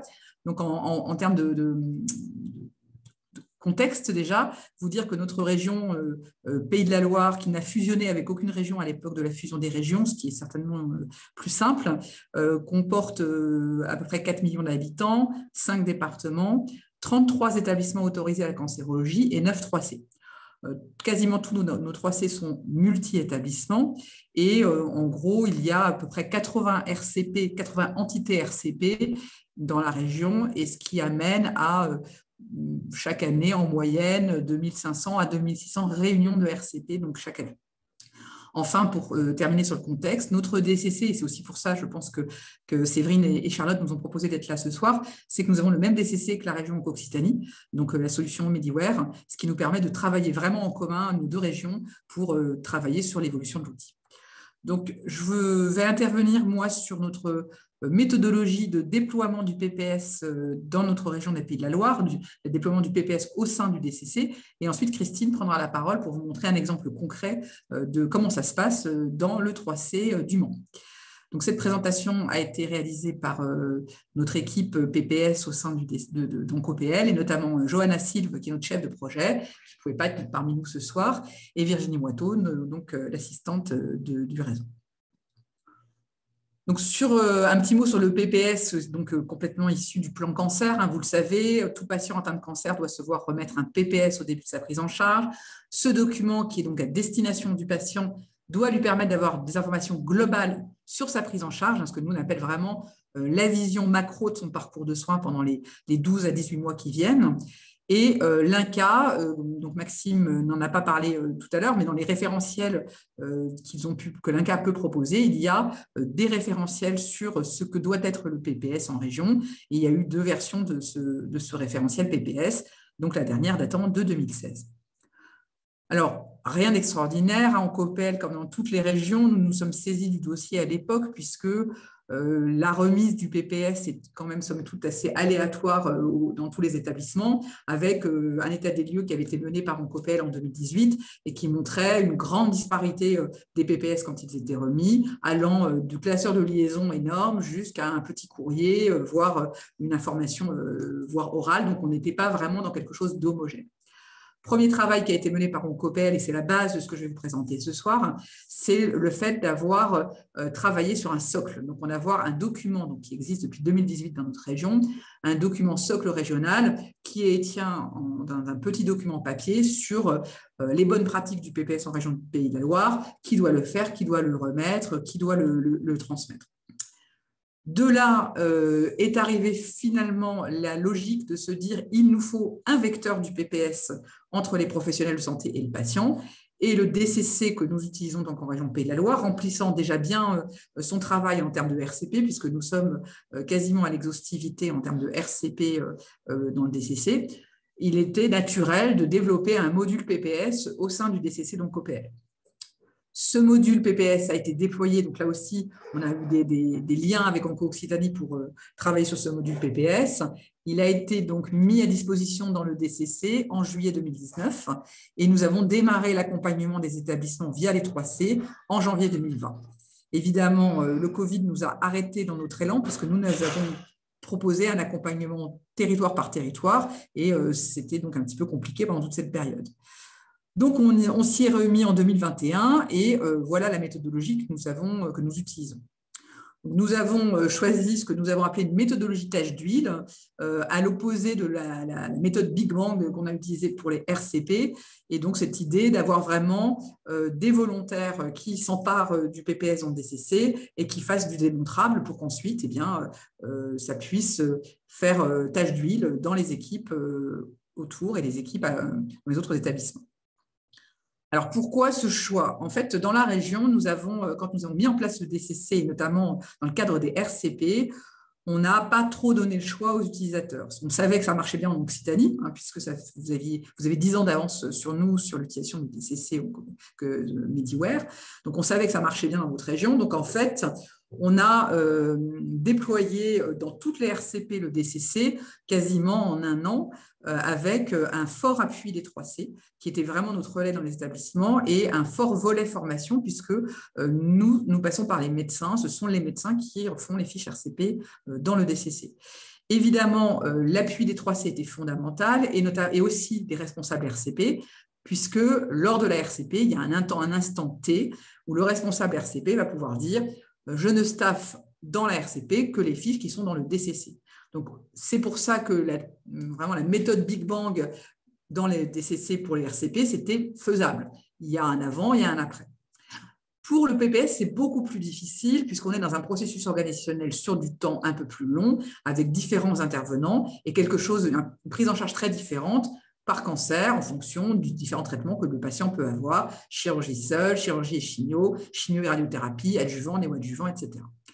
Donc, l'idée était de ne pas faire un Big Bang, bien entendu, mais plutôt de montrer que c'était faisable de faire le PPS dans le DCC. Pour ça, on a décidé de se baser sur des établissements volontaires et d'avoir des données démontrables aussi bien chiffrées que qualitatives, c'est-à-dire pouvoir avoir des ambassadeurs qui pourront, une fois qu'ils auront expérimenté le PPS dans le DCC, aller voir leurs collègues et leur dire que oui, ça fonctionne. Alors, ces ambassadeurs, nous les avons d'abord identifiés au sein d'établissements pilotes. Donc, on a repéré dans notre DCC des établissements pilotes qui réalisaient déjà des PPS de façon spontanée. Vous l'avez vu dans la chronologie, le module PPS a été mis en place en juillet 2019 dans le DCC, donc OPL, et nous avons commencé l'accompagnement en début 2021. En fait, fin 2019, début 2020, on a informé les utilisateurs qu'il y avait ce module et on a vu que spontanément, des médecins créaient des PPS dans le DCC. Donc, on s'est tourné vers eux pour leur demander d'être nos ambassadeurs, bien entendu. Donc, l'idée quand même de base, c'est que OncoPL propose l'outil, mais n'impose pas un processus organisationnel. Autant on a imposé le processus organisationnel pour les RCP, autant là, on laisse les établissements s'organiser et même plus que les établissements, les équipes. On sait que c'est complètement différent d'une équipe à une autre et d'une prise en charge à une autre. Donc, cet accompagnement au quotidien auprès des équipes, il va être réalisé par les 3C qui sont notre vrai relais au sein des équipes. Quelques particularités du PPS dans le DCC OncoPL, et je suppose la même chose pour vous, c'est que les données sont récupérées automatiquement depuis la fiche RCP. Donc, tout ce qui est proposition de traitement, mais aussi données administratives, bascule directement de la fiche RCP dans le PPS et ils peuvent être supprimés. Que le remplissage du PPS peut se faire à plusieurs mains et en plusieurs temps. Donc ça, c'est vraiment l'intérêt, c'est très riche pour le processus parce que ça veut dire que le médecin peut initier le PPS qui va être complété par l'infirmière d'annonce et repris par d'autres médecins, par exemple dans la séquence chir, onco, radiothérapeute. L'intérêt aussi de notre PPS, c'est qu'il est dans le DCC généré avec des annexes, comme les fiches effets secondaires par exemple, et encapsulé dans un PDF unique lorsque l'on transmet au patient son PPS, et il va être transmis aussi au médecin traitant de la même façon. Et enfin, chaque utilisateur peut préenregistrer des préférences qui va l'aider dans la création de son PPS. Alors, le visuel, vous le connaissez certainement puisque nous avons le même dans nos régions. Donc, voilà le visuel PPS que l'on remet aux patients lors de la consultation d'annonce. Donc, quelque chose de très macro avec les informations minimales, donc la pathologie, la date de la RCP, le nom des médecins traitants, et puis une frise de temps sur l'année qui vient avec des cases qui permettent d'identifier les grandes lignes du traitement, y compris, j'insiste, les soins de support. Donc, OncoPL a identifié des ambassadeurs. Donc, on a quelques établissements qui participent en tant qu'ambassadeurs. Et on a créé des outils d'accompagnement, une fiche d'identité de l'équipe ambassadeur pour que nous-mêmes, OncoPL, on soit très au clair sur qui participe au sein de quel établissement à ce pilotage. On a construit un document d'aide pour les 3C, une sorte de QQOQCP, un qui fait quoi, où, quand, comment, pourquoi, de façon à ce que les secrétaires 3C et les responsables 3C aient une base pour interroger les équipes ambassadeurs pour leur demander qui remet le PPS, qui le remplit, qui l'envoie au médecin traitant, qui le réintègre dans le DPI. Et enfin, une fiche navette de suivi des demandes d'évolution, donc un simple fichier Excel qui navigue entre OncoPL et le 3C pour justement voir les demandes d'évolution du PPS quand il y en avait. Alors, pour conclure, eh bien, dans notre région, nous avons 5 établissements et structures qui se sont proposés comme établissements pilotes, dont l'équipe du Mans qui est ici présente et que je remercie beaucoup et pour sa participation à l'étude et pour sa participation à la soirée. Donc, comme vous le voyez, on a un petit peu de tout type d'établissements et assez représentatifs de notre région. On a des privés, des publics, des chirurgiens, des oncologues, des radiothérapeutes et nous sommes en train de démarrer avec les pédiatres. Alors, une fois qu'on a dit tout ça, eh bien, on peut se rendre compte qu'on est vraiment dans une phase de test et une phase pilote, puisque, comme vous le voyez dans le petit carré bleu en haut de la diapo, c'est vraiment une utilisation très progressive de ce PPS. On est actuellement, en 2021, il y avait 660 PPS créés dans le DCC, et en 2022, nous sommes à ce jour, fin août, nous étions à 520 PPS dans le DCC, donc on peut espérer arriver à 800 en fin d'année, à savoir que nous avons 25 000 nouvelles fiches d'RCP en moyenne par an. En vrai, donc vous voyez, il y a 5 structures pilotes. Ça représente au sein de ces structures pilotes des équipes. Ce n'est pas tout l'hôpital du Mans qui pilote, c'est bien une équipe au sein de l'hôpital du Mans. C'est l'intérêt de voir petit à petit progresser le PPS. Évidemment, on aimerait qu'il y ait plus de fiches, mais l'intérêt, c'est de pouvoir se rendre compte que les utilisateurs sont satisfaits de l'outil, sont satisfaits de cette mise en place du processus organisationnel et sont OK pour ensuite aller former leurs collègues des autres spécialités ou des autres établissements. Et une deuxième information vraiment importante, c'est que même si la phase de test était terminée et qu'on était en phase de production classique, on a quand même la possibilité, avec notre éditeur, de faire progresser encore et toujours notre PPS, un PPS dans un DCC qui est vivant. Et donc, on peut améliorer les choses. Et grâce aux travaux de partenariat qu'on a menés avec les ambassadeurs et notamment avec l'équipe du Mans, on a pu intégrer des nouvelles versions du PPS avec des propositions plus claires pour le « et » et le « ou », des modalités différentes d'impression du PPS, et puis des dates à ajouter comme la consultation d'annonce. Donc, ce que je veux dire par là avec ces quelques exemples, c'est qu'on n'est pas figé et que grâce aux travaux que mènent ces ambassadeurs, on peut faire évoluer encore et encore notre PPS. Voilà pour ma partie. Je répondrai à vos questions, je suppose, dans un deuxième temps. Peut-être que, Séverine, on va laisser la parole à Christine pour la suite. Je vous remercie de votre écoute. Oui, merci Fabienne. Donc, je vais vous partager mon écran avec la présentation de Christine.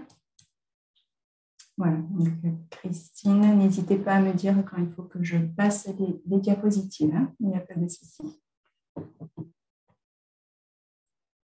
Christine, il faut ouvrir votre micro, votre petit micro sur l'écran, là sur l'écran, voilà, parfait.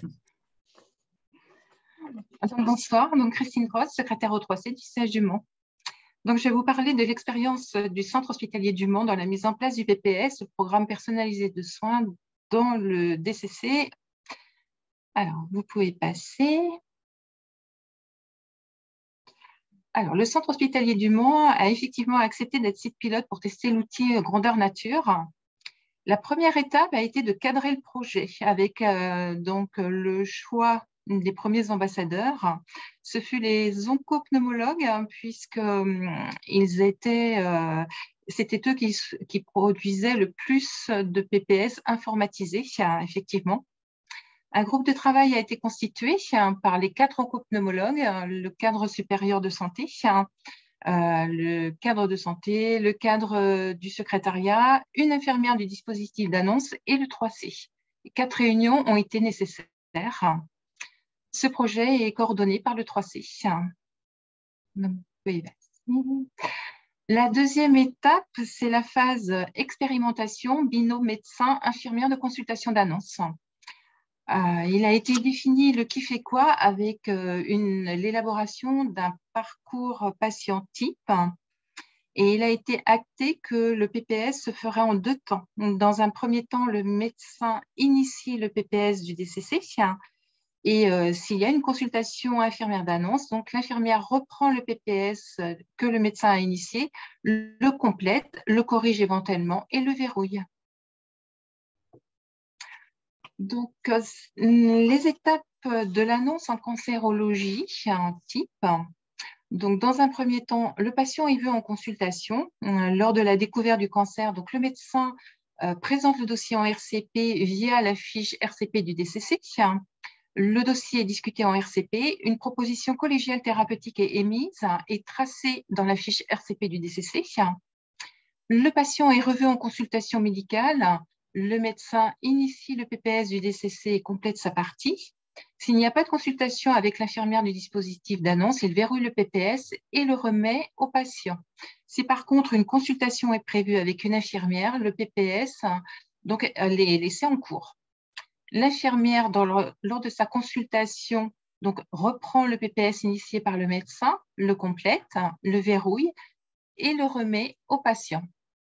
Il y a eu quelques modifications au niveau de ces étapes de l'annonce. La dernière partie, c'est suite aux améliorations faites de l'outil. Maintenant, le 3C donc, numérise le PPS dans le dossier patient dans la solution informatique locale, c'est-à-dire Orbis, et envoie le PPS au médecin traitant avec le courrier réalisé par l'infirmière d'annonce via la messagerie sécurisée du DCC. Vous pouvez passer. Alors, la troisième étape, c'est la critique de l'outil PPS. Alors, des échanges réguliers entre OncoPays de Loire et le 3C ont été faits. Une fiche navette a été créée, a permis de tracer, suivre et diffuser les propositions d'amélioration émanant des médecins, des infirmières du dispositif d'annonce, mais également du 3C. Les demandes d'amélioration ont été centralisées au 3C via la fiche navette qui a été envoyée régulièrement à OncoPays de Loire. OncoPays de Loire les a analysées et a transmis les demandes pertinentes à l'éditeur. Au vu de la réponse de l'éditeur, donc OncoPL s'est chargé de nous faire le retour. Ça nous a permis donc de réviser et d'ajuster la procédure en cours. Le rôle d'OncoPL, donc c'est surtout le soutien logistique avec la mise à disposition de l'outil et d'un support pour la mise en œuvre de ce projet. C'est le lien entre l'éditeur et le centre hospitalier du Mans. Sa participation aux réunions fut très importante. Grâce aux démonstrations de l'outil, notamment pour les demandes des déjà existants, dues principalement à notre méconnaissance de l'outil. Des démonstrations aussi des nouveautés suite aux demandes des utilisateurs et a permis de clarifier les réponses de l'éditeur. Ces temps d'échange avec OncoPL et les participants à la réunion ont été très importants et motivants. Donc, vous pouvez passer. Donc ça, c'est la fiche navette qui nous a bien été utile avec la date de la demande, donc l'établissement de santé. Troisième colonne, c'est la source, à savoir si la demande émanait du médecin, de l'infirmière du dispositif d'annonce ou du 3C. Cibler les problèmes rencontrés, les améliorations suggérées, l'état de la demande, donc si c'est fait, demande de précision, sans suite, demande de faisabilité auprès de l'éditeur, avec la réponse d'OncoPL et une colonne qui nous permettait de faire des commentaires éventuellement. Donc, vous pouvez passer. Les principaux freins à la mise en place d'un PPS informatisé. Alors, c'est l'existence d'un PPS personnalisé papier complété manuellement par le médecin, mais qui n'est pas tracé et non numérisé dans le dossier patient. Les différences de besoins par rapport à la spécialité concernée, avec des séquences de traitement, des schémas différents suivant la localisation de la tumeur. Le nombre de logiciels ouverts en simultané, c'est pareil, c'est un frein. Quand on sait qu'il y a donc Orbis, le DCC, Internet, le logiciel d'imagerie, cela a été un peu réduit par le fait que maintenant, les professionnels de santé, quasiment une bonne partie, possèdent maintenant 2 écrans, donc c'est beaucoup plus fonctionnel. Cela empiète sur le temps consacré aux patients et le problème lors des consultations d'annonce dans les services, c'est qu'il n'y a pas le matériel informatique dans la chambre du patient. Vous pouvez passer. Ce que permet le PPS dans le DCC aujourd'hui, c'est la lisibilité des informations remises aux patients par les professionnels de santé via le PPS, l'envoi des PPS via la messagerie sécurisée du DCC avec la possibilité de joindre, d'envoyer des pièces jointes qui seront transmises avec le PPS. Alors, ça peut être les PPS personnalisés manuels, les comptes rendus aussi de la consultation infirmière d'annonce.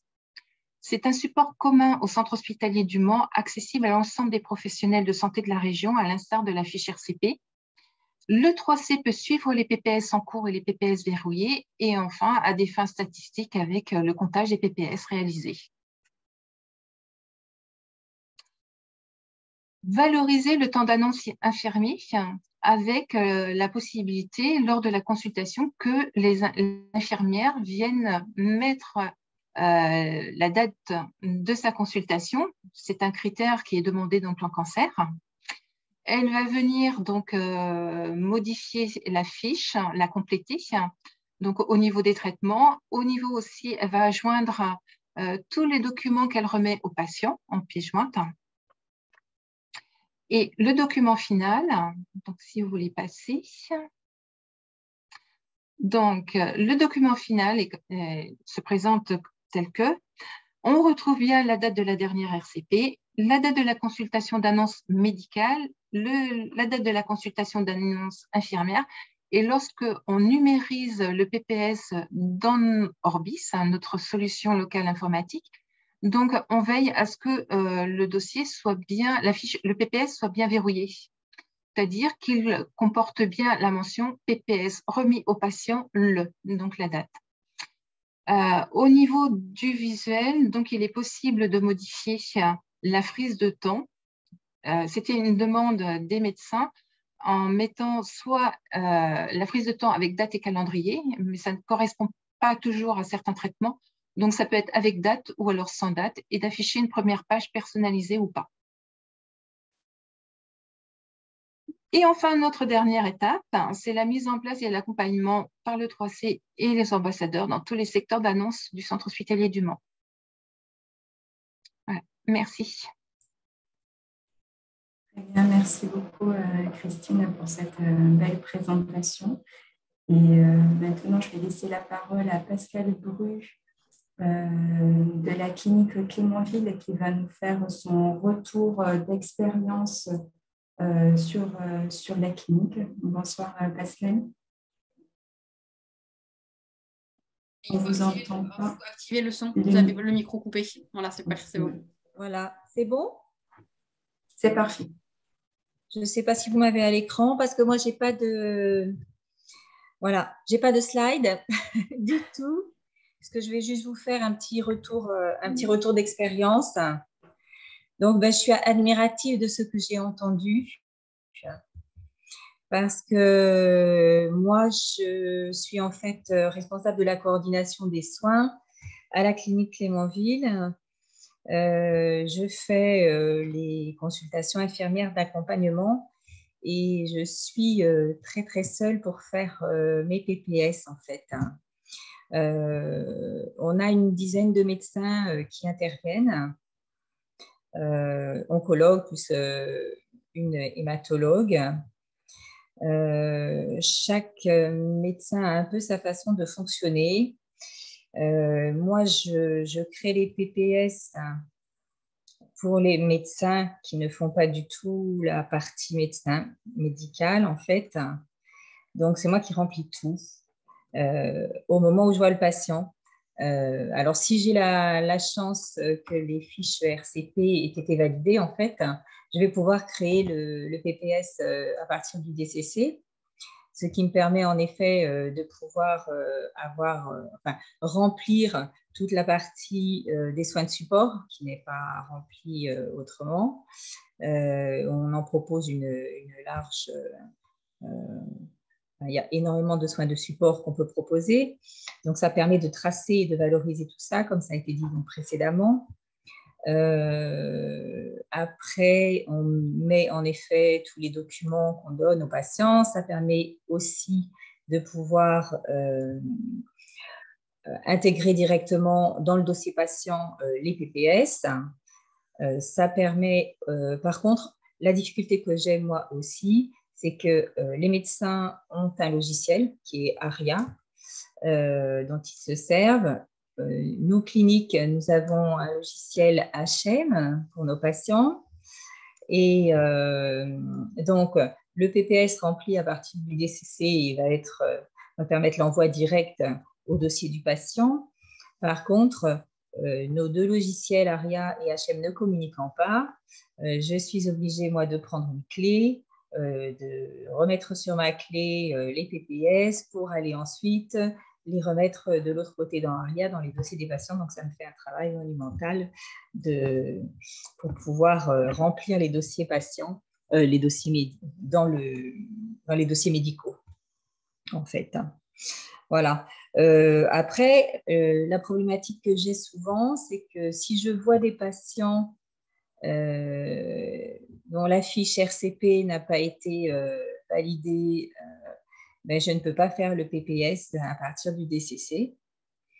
Et j'utilise à ce moment-là une trame, un formulaire qu'on a préparé sur HM, comme le formulaire de consultation d'annonce, où je trace aussi, je ne me sers pas du DCC, on a un formulaire sur HM que je remplis chaque fois que je vois un patient, où je mets la date, tous les soins de support qui vont être abordés, le traitement, le médecin, le rythme, enfin, voilà, toutes les informations de la consultation se retrouvent là.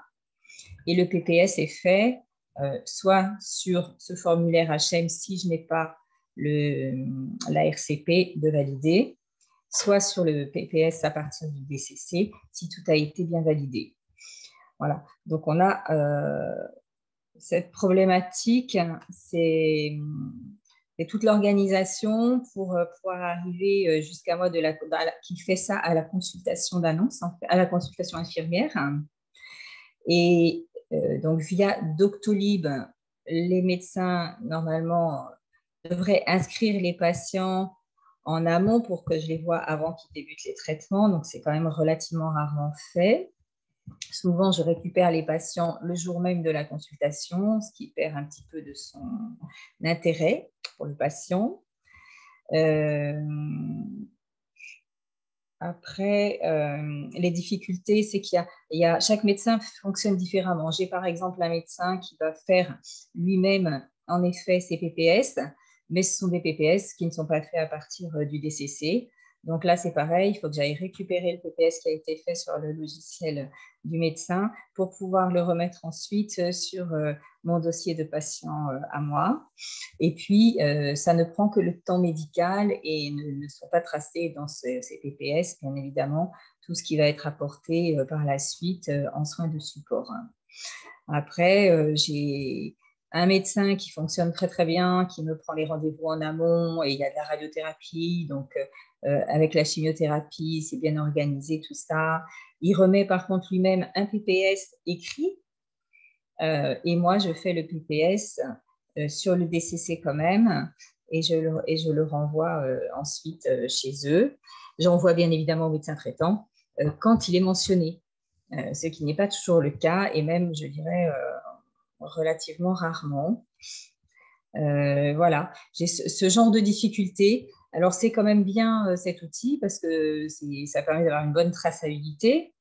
On peut, en effet, grâce aux préférences, pouvoir avoir des choses qui sont déjà préparées pour pouvoir aller plus vite dans le remplissage du PPS par la suite, dans les soins de support, dans les traitements les fiches de traitement, etc., les documents qu'on remet. Donc ça, c'est très, très bien. Voilà. Mais nous, on a vraiment un problème d'organisation, en fait, pour harmoniser tout ça. Et j'ai une rencontre, alors, le mois prochain, avec deux infirmières d'annonce du millénaire. Et on s'est dit que ce serait bien de pouvoir travailler un petit peu ensemble parce que c'est vrai que je suis bien seule. Mais la problématique majeure, je pense, c'est la prise de rendez-vous par les médecins sur Doctolib pour les consultations infirmières pour pouvoir bien préparer et puis d'harmoniser en fait les documents pour que tout le monde puisse se servir des mêmes outils et que ça soit ensuite le lien avec la ville puisse être fait automatiquement et aussi d'arriver à faire communiquer les logiciels des médecins avec nos logiciels à nous. Voilà. Ce que je peux dire de cette expérience. Merci beaucoup. Merci à tous pour les questions. Il y a une première question, c'est de Caroline Carillo de la clinique Claude Bernard. C'est bonsoir, nous programmons les rendez-vous de chimio sur notre solution locale informatique et remettons le planning aux patients. Cela fait office de PPS. Si nous souhaitons utiliser le PPS du DCC, nous sommes obligés de ressaisir les dates. Peut-on éviter ce doublon de saisie, double travail? Alors, du coup, je garde la parole. Et la réponse pour l'instant, c'est oui, double saisie. Mais après, est-ce qu'à terme, il y aura des interfaces avec les logiciels? On ne sait pas. Mais pour l'instant, oui, double saisie. Je ne sais pas si Fabienne, tu veux rajouter quelque chose? Oui, alors j'avais vu la question, en fait. Oui, effectivement, double saisie. Je dirais dans l'autre sens, en fait, et ça répond peut-être à la question aussi de Madame Bru, enfin, la façon dont on a essayé de fonctionner en COPL, et notamment, comme l'a montré Christine, et puis avec l'équipe en COPL, c'est plutôt que de penser à l'outil, penser au process organisationnel qui est complètement différent en fait de la fiche RCP dans le DCC, ce que j'essayais d'expliquer au début. Donc, par rapport à la question là, qui est posée sur le plan de soins, pour nous, le PPS, c'est un document qui va être remis au moment de l'annonce, qui comporte des grandes lignes de traitement. Et comme l'a montré Christine, il y a 3 façons de faire donc, dans le PPS. soit un plan avec les dates, et là, dans ce cas-là, évidemment, il n'y a pas d'autre solution. Pour le moment, on n'a pas de lien entre les logiciels chimio, etc., donc il faut se tout retaper.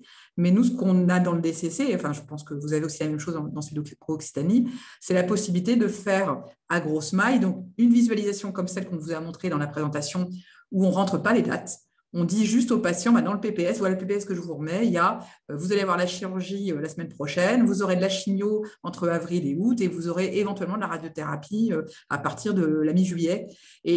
Ou alors, encore une autre possibilité, comme Christine l'a souligné, parce que c'est effectivement une demande des médecins, de pouvoir donner des grandes séquences. Et finalement, c'est un peu, alors on pourrait se dire, du coup, c'est quoi? Ce n'est pas l'information vraiment qui est remise dans le plan de soins.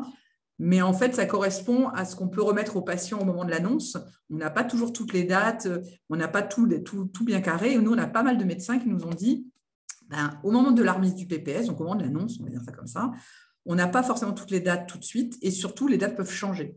Donc finalement, je le dirais dans l'autre sens pour la réponse à la question, le PPS tel qu'on l'a conçu, c'est plutôt un outil macro où on va donner des grandes lignes de traitement et la partie très précise avec les rendez-vous, c'est autre chose. C'est dans un deuxième temps, c'est quand on est très sûr et très près des rendez-vous. Donc finalement, c'est deux outils complémentaires. Et ce que je ne vous ai pas dit aussi, c'est quand on a travaillé sur la formalisation de ce PPS, bien sûr, on avait aussi fait relire ça par nos représentants d'usagers, en voyant vraiment ce qu'ils voulaient avoir comme information. Et pour eux, c'est vraiment important d'avoir une frise de temps dans laquelle ils se projettent sur les 8-10 mois qui vont venir et pas forcément d'avoir toutes les dates de rendez-vous tout de suite. Ça, c'est un peu autre chose. Donc, voilà la réponse un peu de Normand, comme dirait Maxime tout à l'heure. Évidemment, par contre, pour répondre à votre question encore plus, oui, pour nous, si vous remettez toutes ces dates-là, ça peut faire office de PPS. Comme l'a dit Christine, il y a des documents écrits, papier, bien sûr, qui existent encore. C'est pour ça que le DCC que nous avons dans nos régions, on a la possibilité aussi de faire dans l'autre sens, c'est-à-dire d'importer en PDF des PPS qui sont réalisés par les établissements. Ça permet quand même d'avoir une trace. Et c'est toujours important d'avoir cette trace pour avoir la communication entre professionnels et pour, malgré tout, compter. Parce que Christine l'a dit, et je remercie Christine de l'avoir dit à la fin, le PPS dans le DCC, ce n'est pas fait que pour faire du comptage statistique. On est vraiment là dans l'idée d'avoir un outil qui va servir aux patients et à communiquer avec le patient et aussi avec le médecin traitant. Voilà, donc c'est une réponse un peu alambiquée, mais c'est important pour eux. Voilà, les deux sont possibles et on n'évite pas la double saisie quand on veut être très précis. Mais nous, finalement, le DCC OncoPL, le PPS dans le DCC OncoPL, il est plutôt utilisé en version macro qu'en version très précise pour les dates. Merci pour ces informations. Moi, j'avais une question. C'était pour le CH du Mans surtout. Quand les médecins, en fait, quand il n'y a pas d'infirmière pour l'infirmière d'annonce et que c'est le médecin qui remet le PPS, est-ce que le médecin est-ce qu'il crée le PPS suite à la RCP, en fait, création automatique, et quand du coup il est en consultation d'annonce, il va valider son PPS là, ou est-ce qu'il le crée au moment de la consultation, il se reconnecte sur le DCC et il crée le PPS au moment de la consultation d'annonce avec le patient? Parce que oui, effectivement, c'est au moment de la consultation d'annonce qu'il crée le PPS. C'est pour ça qu'ils auraient à dire que ça empiète sur le temps d'annonce. Okay, ça peut être un frein. Ok, et ils n'anticipent pas parce que est-ce qu'ils savent à l'avance s'il y a une infirmière ou s'il n'y a pas d'infirmière dans le parcours d'annonce du patient? Normalement, ils sont au courant, tout à fait. Okay.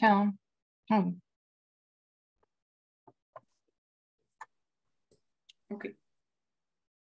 Le travail qu'a fait l'hôpital du Mans là-dessus, il est vraiment intéressant parce que c'est vrai qu'ils ont défini des parcours types et ils ont, ça a l'air de rien, mais la diapo que Christine présente sur le temps 1, le temps 2, en fait, c'est ça vraiment qui est vraiment une difficulté, c'est qu'on ne peut pas calquer un process organisationnel identique pour tous les cancers et notamment en cancérologie, ce qui est évidemment complexe et vous le savez bien mieux que moi, c'est que le patient, parfois, il va avoir tous ses soins dans un même établissement, mais pas forcément. S'il a de la radiothérapie, en l'occurrence à l'hôpital du Mans, il n'y a pas de radiothérapie. Alors, les choses vont un peu changer, Christine, mais bon, ça concerne que notre région. Mais en tout cas, comme les patients vont d'un établissement à un autre, l'intérêt aussi de cet outil, c'est ce qu'on appelle le remplissage à plusieurs mains, puisqu'on peut avoir un temps par le chirurgien, puis un temps par l'oncologue médical, puis un temps par l'oncologue radiothérapeute, et au milieu de ça, le temps par l'infirmière d'annonce. Et ce qui est important de voir, c'est que toutes les informations qui sont mises par les différents professionnels sont implémentées et voilà, elles sont là et donc ça permet d'avoir une trace écrite et en même temps de ne pas tout réécrire. Et donc parfois, un chirurgien qui assiste à la RCP, il va pouvoir mettre dans le PPS les informations de base, mais elles seront complétées par l'infirmière d'annonce, l'oncologue ou le radiothérapeute. Et aussi tous les soins de support. Ça, je rebondis sur ce qu'a dit Madame Bru tout à l'heure. L'intérêt de notre outil dans nos 2 régions, c'est qu'on embarque les soins de support dans le PPS d'emblée. Il y a le module au même titre que les autres. Donc après, il est rempli ou pas rempli, mais en tout cas, il est au même endroit et ça permet en tout cas c'est plus simple pour la personne qui fait le PPS d'avoir tout sur la même page. Et moi, j'avais discuté quand on a essayé de déployer le PPS dans mes régions, on avait discuté avec certaines personnes et il y a certains directeurs des soins qui m'ont dit que le PPS était un acte médical et qu'une infirmière ne pouvait pas verrouiller un PPS. Comment est-ce que vous vous êtes organisé, vous, au CH du Mans? Est-ce que l'infirmière a la délégation médicale et par rapport à la création, est-ce que ça c'est possible ou pas? Délégation médicale, je ne sais pas, mais il est vrai que nous, on fonctionne comme ça. C'est-à-dire que le médecin initie et si l'infirmière, s'il y a une consultation infirmière d'annonce, donc effectivement, l'infirmière reprend le PPS et le verrouille. On a vraiment travaillé là-dessus aussi dès le début en disant qu'on va distinguer le document remis par et le médecin responsable de. Donc, du coup, dans le PPS, on a le nom d'un médecin. De toute façon, dans tous les PPS, il y a un nom d'un médecin, parce que c'est le médecin qui a initié le PPS ou qui a été identifié dans la RCP. Mais après, voilà, on a géré, parce que c'est une vraie difficulté, on est bien d'accord. Donc, c'est remis par, et comme ça, tout est tracé. Donc, on est d'accord que c'est peut-être, on joue peut-être avec les mots, mais sinon, on n'avance pas. Enfin, au bout d'un moment, faut quand même être face à la réalité. Et voilà. Non, mais super, merci beaucoup pour la réponse. C'est un argument pour nous qu'on pourra essayer de. C'est pas dit qu'on soit dans les clous, mais voilà, au bout d'un moment, sinon on n'avance plus du tout, quoi. Et c'est vrai qu'on avait émis l'idée d'avoir 2 verrous, sauf que ça génère 2 PPS. Et le patient, 2 PPS, donc le patient aurait eu 2 PPS aussi. Donc, c'est peut-être embêtant et puis source d'erreur pour le patient. Et il y a une remarque là, c'est surtout le problème des RCP qui ont potentiellement lieu en même temps, ou en tout cas, disons que dans le parcours de soins du patient, il va y avoir plusieurs RCP de validation. Et du coup, comment faire quand il y a un parcours avec plusieurs RCP et du coup plusieurs prises en charge, propositions thérapeutiques? Alors, bon, après, on reste modeste, hein, vous avez vu nos chiffres, on n'est pas non plus, voilà, on ne va pas survendre notre DCC. La chose importante, c'est qu'il y a des outils facilitateurs, mais il y a quand même l'intervention de l'humain. Enfin, Christine l'a bien montré, l'outil informatique ne fait pas tout. Donc, évidemment, il y a de l'intervention humaine. Si je prends l'exemple de la RCP dont on vient de parler, le système fait qu'à l'issue d'une RCP, quand la fiche RCP est verrouillée, on peut générer un PPS qui reprend ce qui a été mis dans la RCP. Évidemment, on suppose que quand même, il y a une intervention humaine, c'est-à-dire le médecin, il va être en consultation d'annonce quand il va voir son patient. Il va donc créer le PPS à partir de la dernière fiche RCP. Alors, il peut évidemment appuyer sur tous les boutons. Bon. Mais là, c'est d'où l'intérêt d'avoir cet accompagnement au plus près du terrain, de l'accompagnement à l'outil et de l'accompagnement au processus. Et c'est là le rôle du 3C. Enfin, Virginie, là, qui a éteint sa caméra, qui est donc l'assistante au niveau du réseau, qui est vraiment en lien avec le 3C et avec Christine. Mais là, on a Christine aujourd'hui et ce soir, et on la remercie. Mais c'est vrai que les autres équipes ambassadeurs, c'est tout ce travail vraiment, comme l'a dit Christine. Nous, en COPL, on va amener les outils techniques, on va leur dire voilà, et donc Virginie, elle pourra répondre à Christine, bah oui, quand tu vas sur la fiche RCP, ça crée un nouveau PPS. Et puis Christine, avec les médecins de son équipe, ils vont dire oui, d'accord, le patient il est passé plusieurs fois en RCP, maintenant je le vois en consultation d'annonce, je vais lui créer le PPS qui correspond à la RCP. Voilà, donc c'est un mélange entre les deux, et évidemment, il faut avoir un petit peu son organisation bien en tête, et c'est pour ça la difficulté, on ne peut pas avoir un modèle identique. Et comme le disait Christine à la fin de sa présentation, ce qu'on attend des ambassadeurs, notamment les pneumologues, c'est qu'ils vont présenter comment ils font. à d'autres équipes, les DIGE, les CENO, les URO. Et là, il y aura de nouveau un travail de process. C'est-à-dire que le process qui a été décidé par les pneumologues ne va peut-être pas coller aux endocrinos ou aux dermatos. Donc là, Christine, elle retournera à la charge, mais elle aura déjà du démontrable. Ce qu'on voulait, nous, absolument, c'est pouvoir montrer aux médecins, puisque vraiment, nous, on se base beaucoup sur le travail des médecins, leur montrer que c'est possible. C'est possible pour les oncologues, c'est possible pour les oncologues radiothérapeutes, c'est possible pour les chirurgiens. On a des chirurgiens de cliniques privées qui ont tenté l'aventure du PPS, voilà, ils le font. Mais voilà, et encore une fois, on reste modeste. Hein. On a 800, on aura, j'espère, 800 PPS cette année sur 5 équipes d'ambassadeurs. Oui, voilà, on peut faire beaucoup mieux, mais au moins, on a du démontrable et puis on a des équipes qui sont satisfaites. Donc, ça nous encourage. Mais merci beaucoup, en tout cas, à vous trois pour la présentation et vos retours d'expérience. Et on espère, en tout cas, pouvoir réussir à développer ce déploiement de tâches d'huile en Occitanie. Juste, du coup, je rajoute que Séverine, moi, l'équipe SI du réseau, on est tous dispo pour vous présenter le module PPS vu dans le DCC et aussi disponible parce qu'on a récupéré les fiches, le QCP de OCOPL, si besoin, à vous envoyer. Donc, merci beaucoup. Je voulais aussi vous remercier pour la réunion. On arrive à la fin. Je ne sais pas s'il y a d'autres questions. Je n'ai pas l'impression. Je pense qu'on est bon. On a aussi le questionnaire de satisfaction dans la partie discussion, si vous pouvez y répondre. Voilà, dans le chat. Merci beaucoup. Ça nous permet d'avoir d'autres thématiques pour les prochaines réunions régionales. Et voilà, donc je vous laisse 5 minutes pour répondre au questionnaire et je vous remercie à tous les participants, tous les intervenants pour vos belles présentations. Elles seront disponibles sur le site internet prochainement. Donc, et le replay aussi, la réunion est enregistrée. Donc, si des personnes n'ont pas pu y assister, vous pourrez bénéficier du replay prochainement sur le site internet du réseau. Je vous remercie à tous et je vous souhaite une bonne soirée. Merci beaucoup. Au revoir. Au revoir.